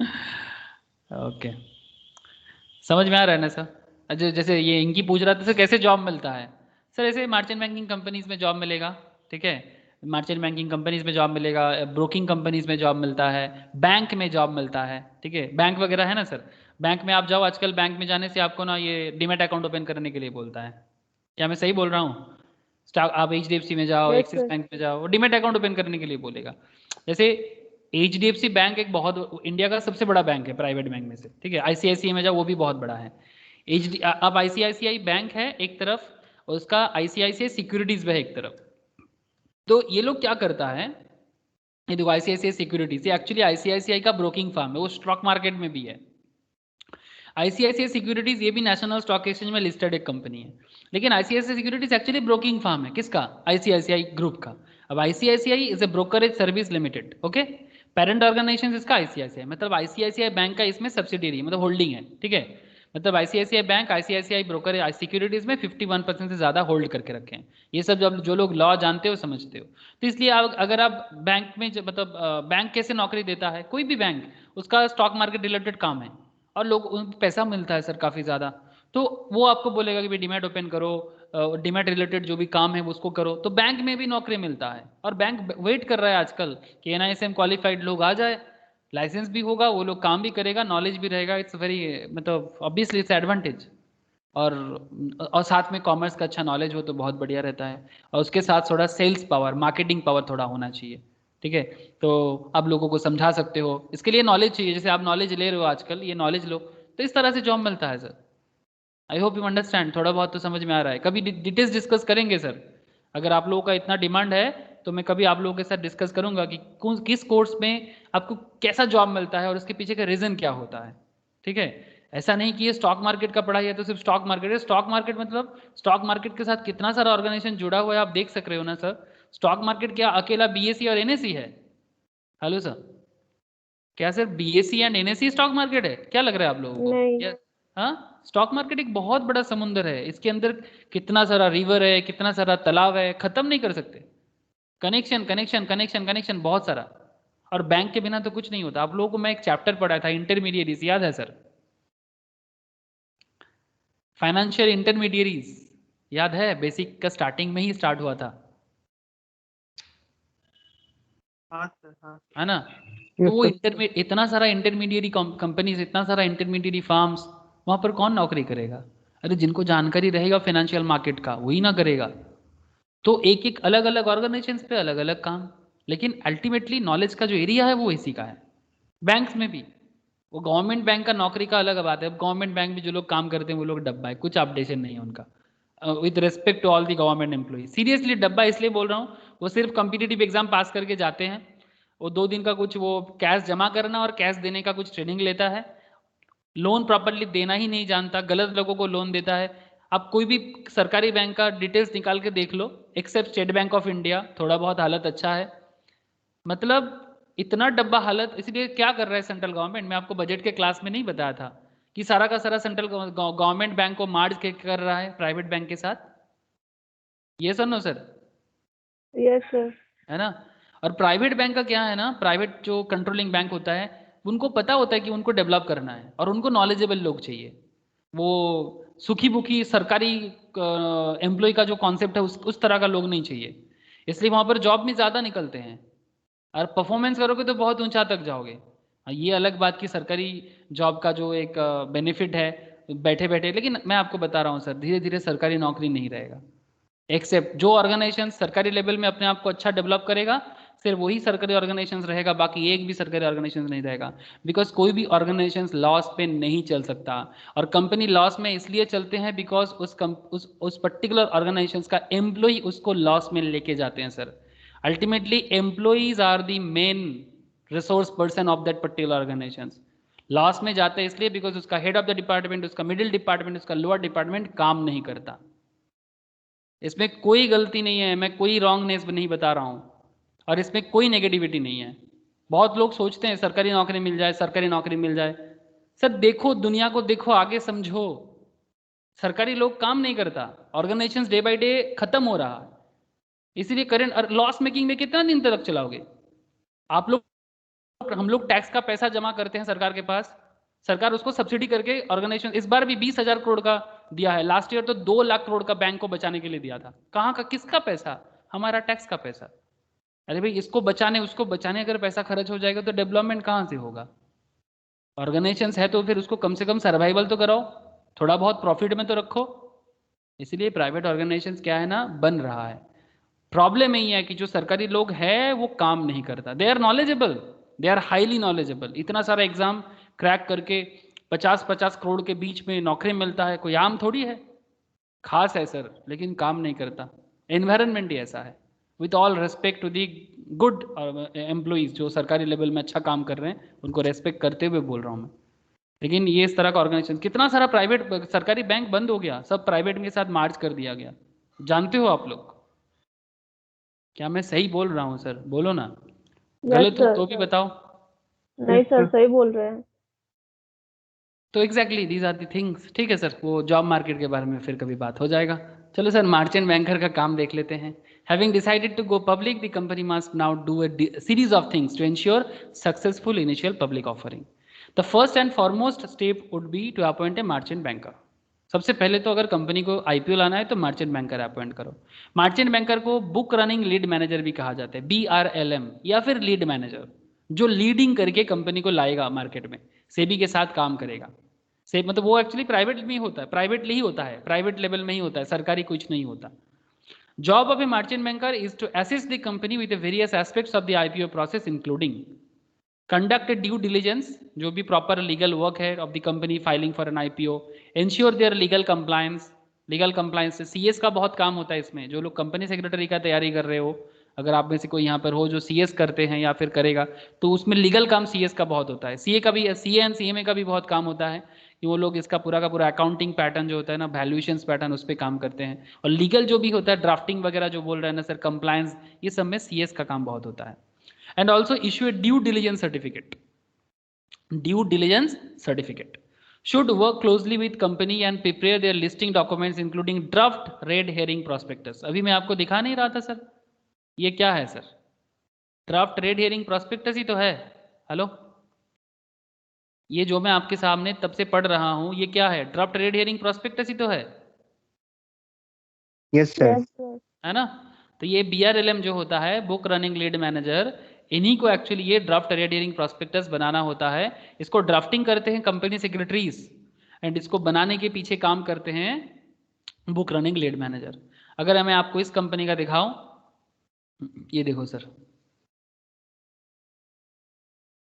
ये कंपनी BSE एंड NSE दोनों में लिस्टेड हो रहा है, सारा का सारा इसमें लिखा होता है, BSE NSE में लिस्ट हो रहा है। ठीक है, ये देखो क्या नाम है, MK, ये एक क्या है, book running lead manager, merchant banker है, MK global financial service limited, सेनापति बापत मार्ग, दादर, मुंबई का है। जैसे मुंबई में इसका कल्चर बहुत है सर। बटली विला एंड करानी सिक्योरिटीज इंडिया प्राइवेट लिमिटेड, क्या लिखा है sir, हलमार्क business plaza 11th floor, ये भी मुंबई का है। बांद्रा भी मुंबई में है। एंड ये आपका रजिस्टर, ठीक है, जो रजिस्टर का काम करेगा, ये भी एक काम होता है, big share service private limited, big share service private limited. ठीक है, ये रजिस्टर है और ये लोग बुक रनिंग लीड मैनेजर है। ठीक है, तो ये लोग का पूरा काम, 2 बैंकर है इसमें। हाँ 2 मर्चेंट बैंकर है। 60 करोड़ उठाने के लिए 2 मर्चेंट बैंकर कंपनी ने चूज किया, ठीक है। 2 क्या सर, 5 भी हो सकता है, 10 भी हो सकता है, depending on the value. SBI card का तो बहुत अमाउंट था, ठीक है, कुछ लाख करोड़ के आसपास, ठीक है। 500 करोड़, 1000 करोड़, लाख करोड़ भी होता है। अगर अमाउंट बड़ा होगा तो एक मर्चेंट बैंकर से नहीं होगा। ये कंपनी थोड़ा छोटा मोटा कंपनी है सर, इसलिए दोनों रखा, मतलब 60 करोड़ के लिए दोनों रखा ये। अब इनका काम क्या होता है मर्चेंट बैंकर का, ये कंपनी के लिए वो 60 करोड़ उठा के देगा और बदले में इनको कमीशन मिलेगा। अगर उठा के नहीं दे पाया तो उनको खुद से भुगतना पड़ता है सर। इनका लॉस क्या होता है कि अगर पब्लिक सब्सक्राइब नहीं करता और 60 करोड़ मार्केट से नहीं आता तो प्रॉब्लम यही है कि इनको अपने पॉकेट से देना पड़ता है, and that is the loss of that these companies. Risky business है, बट अगर मिलता है ना, अगर 60 करोड़ में से 50 करोड़ मिला तो 10 करोड़ इनको अपने देना से, पड़ेगा, अपने से देना पड़ता है, वो लॉस उसको भुगतना पड़ता है। लेकिन अगर ज्यादा हुआ तो हाई लेवल में कमीशन पे मिलता है। समझ में आ रहा है सर? मतलब कुछ इस तरह का एग्रीमेंट वगैरह होता है। इसके अकाउंट्स भी करोगे, जो लोग इंटरमीडिएट में हो, सीएमए स्पेशली, उनको अंडर राइटिंग ऑफ शेयर्स का एक अंडर राइटर्स का अकाउंट करवाया जाता है। जब इंटर में आओगे या फिर अगर हो इंटर में या फिर बाद में इंटर एंड फाइनल में, under writing of accounts, under writers accounts, ठीक है, तब आपको उसका अकाउंट्स भी सीखने को मिलेगा। ठीक है सर, जितना हो सकता है मैं कोशिश कर रहा हूँ आपको बताने का। तो ड्राफ्ट रेड हेरिंग प्रोस्पेक्टस, अच्छा अंडरराइट शेयर्स बता रहा था ना। अंडरराइट मतलब कंपनी को मार्केट से, by underwriting shares merchant banker essentially agree to buy all part of the IPO, पूरा शेयर्स वो खरीद लेता है, and resell the same to the public. वो पहले कंपनी से खरीदेगा और फिर पब्लिक को बेचेगा। तो बेसिकली पब्लिक से 60 करोड़ लेगा, वो शायद 40 करोड़ या 50 करोड़ से खरीदा है, वो कंपनी से 50 करोड़ में खरीदा है, और अगर 60 करोड़ में बेचेगा तो 10 करोड़ उसका है। कुछ समझ में आया सर? Yes sir. क्लियर है ना पॉइंट? इस तरह से ही काम करते हैं। और ये शेयर्स मार्केट में क्या दाम में लिस्टेड होगा, ये जो शेयर्स है ये कंपनी मार्केट में क्या दाम पे लिस्टेड होगा, ये डिपेंड करता है बैंड प्राइस से। प्राइस बैंड होता है, help company arrive at price band for the IPO. ये भी कौन डिसाइड करेगा? ये भी मर्चेंट बैंकर डिसाइड करेगा। ये price band is the lower and upper limit of the shares. कभी कभी बिना बैंड का भी हो सकता है, डायरेक्ट एक सिंगल प्राइस, ठीक है। जैसे हमारे एग्जाम्पल में, with in case of our example the price band will be 1562 and 1875, 1562 and 1875, कोई भी एक हो सकता है, ठीक है। Help the company with road shows, company अभी रोड शो करेगा, मतलब मार्केटिंग करेगा। This is like promotional and marketing activity. जैसे आप लोग अभी देख रहे हो ना, ये क्या है? मार्केटिंग एक्टिविटी है। ये जो अलग अलग जगह में ये जो दिख रहा है ना, ये मार्केटिंग एक्टिविटी है, मार्केटिंग कर रहा है कंपनी, ठीक है, मार्केटिंग कर रहा है। लोग अभी प्रॉस्पेक्टस देख रहा है, ठीक है। ये देखो, ये आपको हिरनबर्ग का मार्केटिंग, देखो ये कंपनी का डिटेल्स पेपर में निकला है, ठीक है, ये इकोनॉमिक टाइम्स का डेटा है। इसमें कंपनी के बारे में सारा का सारा लिखा हुआ है। Hiranberg industries IPO to open on Tuesday, here is all you need to know, ठीक है। इसमें सारा का सारा डिटेल्स में ही बताया गया है कि कंपनी क्या है, क्या काम करते हैं, ठीक है। बेसिकली एक फर्टिलाइजर कंपनी है सर, बेसिकली एक फर्टिलाइजर कंपनी है, किसानों का प्रोडक्ट बनाते हैं, अच्छा खासा बिजनेस कर रहा है। कैपिटल मार्केट से 625 करोड़ इसका टोटल टारगेट है। यहाँ पर आपको बहुत सारा क्वेश्चंस का सवाल का जवाब भी मिलेगा, मैं आपको इसका लिस्ट करके दे दूंगा। When will the Hiranberg industries IPO open, यहाँ पर पता चलेगा आपको 23 फरवरी से 25 फरवरी, already discussed. What is the price band? इस कंपनी का प्राइस बैंड आ रहा है सर 626 से 627। प्राइस बैंड का मतलब 600, जैसे कि आपको मैं बताया था ना एसबीआई आईपीओ का 750 से 755 था, याद है सर? मैंने 755 में किया था। अब ये देखना पड़ेगा कि मैक्सिमम लोग कौन सा दाम पे मार्केट में खरीद रहा है। अगर मैक्सिमम लोग 755 में बीट करता है तो मार्केट में दाम 755 होगा, और अगर मैक्सिमम लोग 750 में बीट करता है तो 750 होगा। सिमिलरली हिरनबर्ग के केस में भी अगर मैक्सिमम लोग 627 में बीट करेगा तो 627 दाम रहेगा मार्केट में, ये या तो 626। ये डिपेंड करता है कि मैक्सिमम लोग बीडिंग कितना दाम पे किया है। कोई कंपनी तो ऐसा भी करते हैं कि वो कोई बैंड नहीं रखता, डायरेक्ट एक सिंगल प्राइस 625 रख दिया, वही हो जाएगा। तो ये डिपेंड करता है। लेकिन सर बैंड क्यों रखता है कंपनी? ये बैंड रखने के पीछे एक कॉन्सेप्ट बनता है कि मतलब अगर ओवर सब्सक्रिप्शंस वगैरह हो जाए ना तो क्या दाम पे उसको अलॉटमेंट के टाइम पे हेल्प मिलता है बैंड रखने के। वो कभी मैं बताऊंगा आपको कि बैंड रखने के पीछे का रीज़न क्या है, उसके वो अलॉटमेंट किसको सभी को नहीं मिलता, आईपीओ खरीदने से ही नहीं मिल जाता, वो डिपेंड करता है सब्सक्रिप्शन ज़्यादा हो जाने से किसको देगा किसको नहीं देगा, तो थोड़ा बहुत उसको उसमें वो लोग लॉटरी करता है सर, मतलब वो एक्चुअली जो पहले करेगा उसको पहले मिलेगा, इस तरह का कुछ चलता है, या फिर जो ज़्यादा दाम दिया है इस तरह का, वो उनका एक ऑड एंड इवन एक कॉन्सेप्ट वो लोग काम करता है, कभी डिस्कस करूंगा मैं उसका। What is the lot size for Hiranmay industries IPO? अगर आपको लेना है तो कम से कम 23 शेयर्स लेना है। ये एक्चुअली ये सारा का सारा ना यहीं पर लिखा हुआ है, ये जो मैं डेटा है ना आपका, इसी के अंदर सब लिखा हुआ है, उसी से ये सब डेटा को आउट मतलब शॉर्ट आउट किया गया। एवरीथिंग इज हियर, जो भी है सब यहीं पे है, इसी से शॉर्ट आउट करके अलग से बोला जा रहा है आपको। तो कितना लेना है? एक लॉट में 23 शेयर्स कम से कम लेना है, और जो रिटेल इन्वेस्टर्स है मतलब हम आप जैसे लोग कम से कम 13 लॉट मैक्सिमम ले सकता है, इससे ज़्यादा नहीं। एक एक लॉट में 23 शेयर्स, मतलब आप हिसाब लगा लो एक लॉट कितने का होगा, 23 इंटू अगर 627 में बीट करोगे तो हाईएस्ट ही ले लेते हैं, 23 इंटू 627 कितना हो जाएगा सर?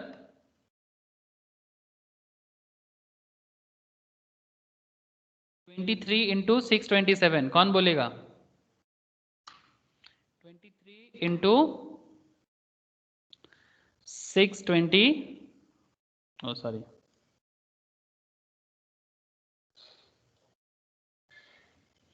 एक एक लॉट मिनिमम आपको 14,421 खर्चा करना होगा एक लॉट। मैक्सिमम कितना ले सकते हो? 13, मतलब एक बंदा मैक्सिमम इस पर्टिकुलर कंपनी में 1,87,473 रिटेल इन्वेस्टर्स खर्चा कर सकते हैं। समझ में आया सर? समझ में आया? हेलो? यस सर, एक लॉट ले Yes, सकते sir. हैं। हाँ, एक लॉट भी ले सकते हो, 2 लॉट भी ले सकते हो, सबको देता है, ऐसा नहीं कि जो ज़्यादा लेगा ज़्यादा देगा, ऐसा नहीं। अगर किसी को एक लॉट भी मिलता है एक लॉट भी देगा, ऐसा नहीं। मिनिमम एक lot, maximum 13 lot. Issue size 60 crore. कितना ऑफर कर रहा है? 90,15,000 शेयर्स बाई प्रोमोटर्स। हाँ, मतलब वो लोग मालिक है कंपनी का, वो जो सेठ पढ़ रहे थे ना, मालिक है कंपनी का। लेकिन सर कंपनी ने बोला है कि कोटा है इसमें रिटेल इन्वेस्टर्स का 35%, मतलब टोटल जितना शेयर्स है उसका 35% रिटेल, मतलब हम आप जैसे लोगों के लिए। QIB मतलब क्वालिफाइड इंस्टीट्यूशनल बायर, ये LIC, insurance companies, mutual fund companies है ना सर, उनको 50% मिलेगा टोटल कंपनी का शेयर का। और बाकी NII मतलब सर वो इनको बोलते हैं बेसिकली, ये भी एक तरह का इन्वेस्टर्स है जो actually large level of investors है। NII का फुल फॉर्म हो जाता है आपका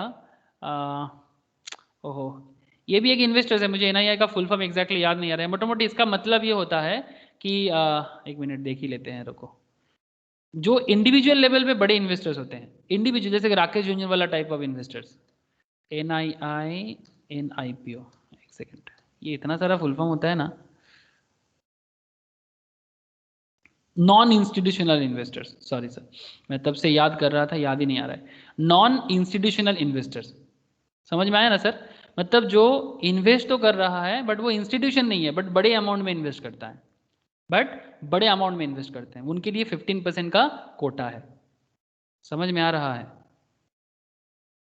यस सर। अच्छा, एम्प्लॉय के लिए जैसे आपको मैं बोल रहा था, एम्प्लॉय के लिए मिलता है, ऐसे ESOP होता है ना सर, एम्प्लॉय स्टॉक ऑप्शंस, यहाँ पर कोई एम्प्लॉय के लिए कोई कोटा नहीं है, there is no quota for the employees. अच्छा, अलॉटमेंट कब आउट होगा? मोटा मोटी मार्च के 2 तारीख में अलॉटमेंट आउट हो जाएगा। अगर किसी का नहीं मिलता है तो रिफंड मिल जाता है 3 तारीख को। अगर किसी ने खरीदा है बट उसको मिला नहीं है, ओवर सब्सक्रिप्शन हो गया, तो 3 तारीख को रिफंड मिल जाता है। अगर आप खरीदोगे ना तो आपके बैंक अकाउंट में अगर पैसा है तो वो फ्रीज कर दिया जाता है, और फिर अगर अलॉटमेंट के टाइम पे अगर आपको नहीं मिलता है तो वो अमाउंट आपका ब्लॉक रहता था बीच में, उसके बाद उसको वो फ्रीज जो है वो उठा देते हैं, उसको बोलते हैं लियन लग जाना, वो उठ जाता है। अच्छा, वेयर कुड बी विच एक हिरण्मय इंडस्ट्रीज IPO अलॉटमेंट, ये तो आपको पता चल ही जाएगा। अच्छा, कोई भी स्टॉक मार्केट में काम क्या करता है, इसका काम क्या है? Hiranmay industries crop protection chemical manufacturer, खेती को ये जो भी एग्रीकल्चर होता है उसका जो भी अलग अलग पोका वगैरह लग जाता है, सड़ जाता है, उससे बचाना है। केमिकल मैन्युफैक्चरर प्रोटेक्शन क्रॉप देता है। Exporters marketing company based on Vapi Gujarat. with corporate and administration office in Mumbai. It manufactures intermediates, technicals and formulations, and is the producer of synthetic pyrethoids like cypermethrin, मुझे भी exactly नहीं पता ये सब क्या होता है, अल्फा साइपरमेथ्रिन, डेल्टा मेथ्रिन, प्रीमेथ्रिन, लाम्डा चाइलोथ्रिन, मतलब बेसिकली केमिकल है, फर्टिलाइजिंग कॉन्सेप्ट में बनाया जाता है जो प्रोटेक्ट करता है क्रॉप को कीड़ा मकोड़ा से बचने के लिए। ठीक है, समझ में आ रहा है ऐसा कि क्या है ये हेरम इंडस्ट्रीज? मैं आपको ये 15 पॉइंट है I will share with you, ठीक है, जिसमें आपको अपने आप को इस कंपनी के बारे में एक आपको आइडिया मिल जाएगा। ये भी एक तरह का फंडामेंटल एनालिसिस ही है, लेकिन थोड़ा बहुत। ठीक है, तो कंपनी का रोड शो चल रहा है ना। Appoint of the intermediaries, register and bank, registered bankers, bankers चाहिए ना, बैंक के बिना काम नहीं होता, बैंक अकाउंट के थ्रू से ही सब कुछ होता है। एडवर्टाइजिंग एजेंसीज चाहिए, लीड मैनेजर, मतलब एडवर्टाइजिंग एजेंसीज मतलब जिसको स्टॉक मार्केट के बारे में अता पता हो वही इसका मार्केटिंग कर सकता है, लाइक ऑल ऑफ यू, जिसको मार्केट के बारे में पता चल रहा है, आप ही किसी कंपनी के बारे में एडवर्टाइजमेंट कर सकते हो, किसी न्यूज़ चैनल में, किसी न्यूज़पेपर्स में, उसमें भी काम मिलता है sir. The lead manager also makes various marketing strategies for the issue. Marketing करने के लिए कंपनी के बारे में अच्छा बात कहना, बेसिकली कंपनी के बारे में अच्छा बात कहना, लेकिन वो इन्वेस्टर के तौर पे आपको समझना होगा अच्छा बात के अंदर थिन लाइन कहाँ है, कहाँ गलती है, क्या कुछ। Once the company partners with the merchant banker, they will work towards taking the company public. फिर वो मार्चेंट बैंकर क्या करेगा, इसको पब्लिकली लिस्ट करेगा। आईपीओ को मार्केट में लाने के समय कुछ पॉइंट फॉलो करना पड़ता है। क्या क्या है? IPO sequence of events. सबसे पहले तो appoint a merchant banker. You can appoint more than one merchant banker, जैसे हमारे इस एग्जाम्पल में 2 है। Apply to SEBI with a registered statement. SEBI के साथ मतलब अप्लाई करने के लिए आपको रजिस्ट्रेशन स्टेटमेंट चाहिए, जिसमें सेबी को ये बताना पड़ता है कि company plans to go public and the financial health of the company अच्छा है। गेटिंग नॉट फ्रॉम सेबी, फिर सेबी आपको परमिशन देता है कि आप इसको मार्केट में लिस्ट कर सकते हो, मतलब नो गो और गो, इशू ए गो अहेड और नो गो। अगर नो गो होगा तो सेबी उसको नॉट नहीं देगा। फिर DRHP मार्केट में छोड़ना पड़ेगा। ड्राफ्ट रेड हेयरिंग प्रोस्पेक्टस, जब से हम लोग इसी को देख के इतना सारा बातें कर रहे हैं, ये हेरनबा या फिर जो भी कंपनी मार्केट में आता है, तो इसमें पूरा का पूरा डिटेल्स रहता है। SEBI not, then the company needs to prepare the DRHP, draft red herring prospectus, is a document that gets circulated to the public along with a lot of information. जैसे कि मैंने आपको बोला ये 400 पेज का DRHP है। Estimated size of the IPO, the estimated number of shares being offered to public, why the company wants to go public and how does the company plan to utilize the funds, along with the projection of fund utilizations, business का description including revenue model, expenditure details, complete financial statements, management discussions and analysis, risk involved in the business, everything. ठीक है, उसके बाद market दी IPO, TV में बताना, newspaper में बताना। ठीक है, फिक्स दी प्राइस बैंड, फिर आता है प्राइस बैंड क्या होगा। जैसे ये हेरम्बा का कितना है सर, हेरम्बा का कितना है प्राइस बैंड? 626 टू 627 ना सर? आप लोग हो कि नहीं हो? यस सर, वही है। Yes sir. उसके बाद क्या होता है सर? Book building. उसके बाद होता है बुक बिल्डिंग। बुक बिल्डिंग में क्या होता है कि ये जो BRLM होता है ना sir, book running lead manager, इसको बुक बिल्डिंग बोलते हैं। इट्स अ वेरी इंपॉर्टेंट नील, ये सब एग्जाम में भी पूछता है, even also in BCom. Once the road show, इस सारा का सारा बीकॉम में सवाल आता है, बीकॉम में भी सवाल आता है। जो लोग NISM कर रहे हैं उनको भी तो पूछेगा, और जिनको मार्केट में इन्वेस्ट करना है दे हैव टू नो कि क्या होता है। Once the roadshow is done and price band fixed, the company now has to officially open the window during which the public can subscribe for shares. For example, अगर price band 100 से 120 का है, the public can actually choose a price they think is fair enough for the IPO issue. The process of collecting all these price points along with the respective quantities is called book building. तो ये जो जितना दाम में वो collect करेगा उसी को बुक बिल्डिंग कहते हैं। And book building is perceived as an effective price discovery method. मतलब ये बुक बिल्डिंग प्रोसेस से ही पता चलता है कि मार्केट में शेयर जो लिस्टेड होगा उसका क्या दाम होगा। आईपीओ दाम में नहीं होता है, उसके ज़्यादा दाम में भी हो सकते हैं, उस दाम पे भी हो सकता है, उससे कम दाम में भी लिस्टेड हो सकता है। फिर आता है सर क्लोजर। उसके बाद बिजनेस को क्या करना है, मतलब आईपीओ को क्लोज करना है। जैसे कि ये अभी कुछ दिन होगा, 1 हफ्ता जैसा टाइम लगता है sir. In the price point at which issue gets listed is decided. The price point is usually that price at which maximum bids have been received. जिस दाम में मैक्सिमम बिडिंग होता है वही दाम मार्केट में उसका बिडिंग तब होता है, फिर मार्केट में अगर ओवर सब्सक्रिप्शन हो तो ज़्यादा दाम पे मार्केट में लिस्टेड होता है, फिर आता है एक दिन लिस्टिंग डे, उस दिन में लिस्टिंग हो जाता है। जैसे आई थिंक इस कंपनी के केस में आई थिंक 5 मार्च को ये हिरम्बा इंडस्ट्रीज लिस्टेड हो रहा है। आप लोग बाद में इसका डेटा मैं शेयर करूंगा, या फिर ये अगर आप लोग बोलो तो मैं आपके साथ ये प्रॉस्पेक्टस भी शेयर कर दूंगा, ठीक है, तो आप वहाँ से भी देख सकते हो। फिर जैसे ही मार्केट में आ गया, फिर आफ्टर द आईपीओ, तो फिर पूरा का पूरा केस क्या हो गया sir? What happens after the IPO? During the bidding process, also called the date of issue, investors can bid for shares at a particular price within the specified price band. This whole system around the date of issue where one bid for share is referred to as primary market. The moment the stock gets listed, जैसे ही market में stock listed हो जाता है, the stock exchange में वो आ गया, और जैसे ही स्टॉक एक्सचेंज में आ गया उसको करेंगे सेकेंडरी मार्केट। ये सेकेंडरी मार्केट में कभी भी शेयर खरीदा जा सकता है, कभी भी, any time. Okay, once the stock market for primary market to secondary market, the stock gets traded daily on the stock exchange, daily market में डील करेगा, people start buying and selling the stock regularly। अब क्यों people trade करता है, why does stock price fluctuate, क्यों market में stock price fluctuate होता है, ये सब सारा का सारा आंसर आपको मैं आगे के चैप्टर्स में बताऊंगा। अच्छा, नेक्स्ट क्लास स्टार्ट करने से पहले, ये जब स्टॉक लिस्टेड होता है तो लिस्टेड होने के टाइम पे क्या क्या हो सकता है मैं उसका एक बार आपको बता देता हूँ। अभी अंडर सब्सक्रिप्शन हो सकता है, अंडर सब्सक्रिप्शन होगा तो क्या होगा, ओवर सब्सक्रिप्शन हो सकता है, ग्रीन शू ऑप्शन हो सकता है, फिक्स प्राइस आईपीओ हो सकता है, price band and cut off price भी हो सकते हैं। यहाँ पर 2014-15 के टाइम पे कुछ स्टॉक लिस्टेड हुआ था, उसका कुछ डेटा दिया हुआ है। इसमें 2014-15 में 14 में exactly Wonderla holidays, power grid corporation, just dial limited, Repco homes, V mart, ठीक है, V mart, Anand Rathi limited, इस तरह का कुछ कंपनीज लिस्टेड हुआ था।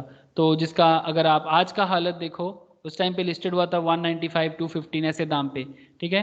रेपको, जस्ट डायल 470 से 543 के दाम पे लिस्टेड हुआ था, ठीक है। पावर ग्रिड 85 to 90 में लिस्टेड हुआ था। अगर हम लोग थोड़ा सा चेक कर ले कि आज क्या हालत है तो थोड़ा आपको पता चल जाएगा। पावर ग्रिड 85 to 90 में लिस्ट हुआ था सर 2014 में। कितना चल रहा है देख रहे हो सर? 232, ठीक है। बहुत सारे हैं उस टाइम पे, 2014 के टाइम पे कुछ फेमस कंपनीज था। फिर आपके यहाँ पर क्या है, जस्ट डायल बहुत एक टाइम पे तो बहुत उमदा दिया, अभी उतना नहीं चल रहा है जस्ट डायल का, लेकिन ये भी अच्छा बिजनेस किया आजकल। जस्ट डायल तो बीच में 1700 के आसपास चला गया था सर एक बार, मैक्सिमम देख रहे हो सर 1700 2014 में ही लिस्टेड हुआ था 540 के आसपास, और उसी टाइम पे वो 1700 में 1800 ट्रेड किया था 1800 में। देख पा रहे हो आप लोग? Yes sir. सेम ईयर में।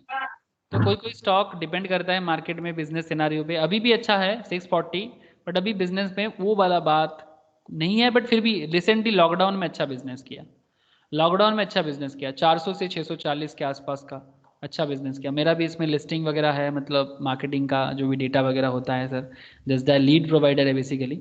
लोकल सर्च में मेरा भी है यहाँ पर, आप लोग ढूंढो तो KSG square commerce and finance मिल जाएगा आपको, ठीक है। रिव्यू वगैरह दे सकते हो सर अगर आप चाहो तो, इफ़ यू वांट रियली। अच्छा, तो आई थिंक समझ में आपको आया ना सर? बोलो। अच्छा, मैं ये 3-4 पॉइंट है यहाँ पर, मैं नेक्स्ट दिन आपको बताऊंगा। ये over subscription, green show option, fix price IPO, price band and cut off price, इसको बता के मैं नेक्स्ट चैप्टर में जाऊंगा जहाँ पे स्टॉक मार्केट का अंदर का बात और डिटेल्स में बात करेंगे। तो फिर आई होप कि आप सबको बड़ा मजा आया होगा। Yes sir. Yes sir. आखिर वो दिन आ ही गया कि स्टॉक मार्केट में कंपनी कैसे लिस्टेड होता है, उसका समझ आ गया ना सबको, या कोई डाउट है? না স্যার বুঝেছি। आ गया विक्रांत, सर। रूपम, सर नील, একটু বুঝতে পারছি। यस सर समझ में आ गया। आया ना? अच्छा, नील को थोड़ा बहुत समझ में आ रहा है, ठीक है नील, थोड़ा घर में गो थ्रू कर, ठीक है, समझ में आ जाएगा धीरे धीरे, ठीक है। Sir Okay, previous sir. Class miss था मेरा, अच्छा अपलोड कर ठीक है, दीजिए ना। ठीक है, मैं शेयर कर दूंगा। Okay sir. बाय फिर सबको, tata. Bye sir. Okay bye sir. Bye sir.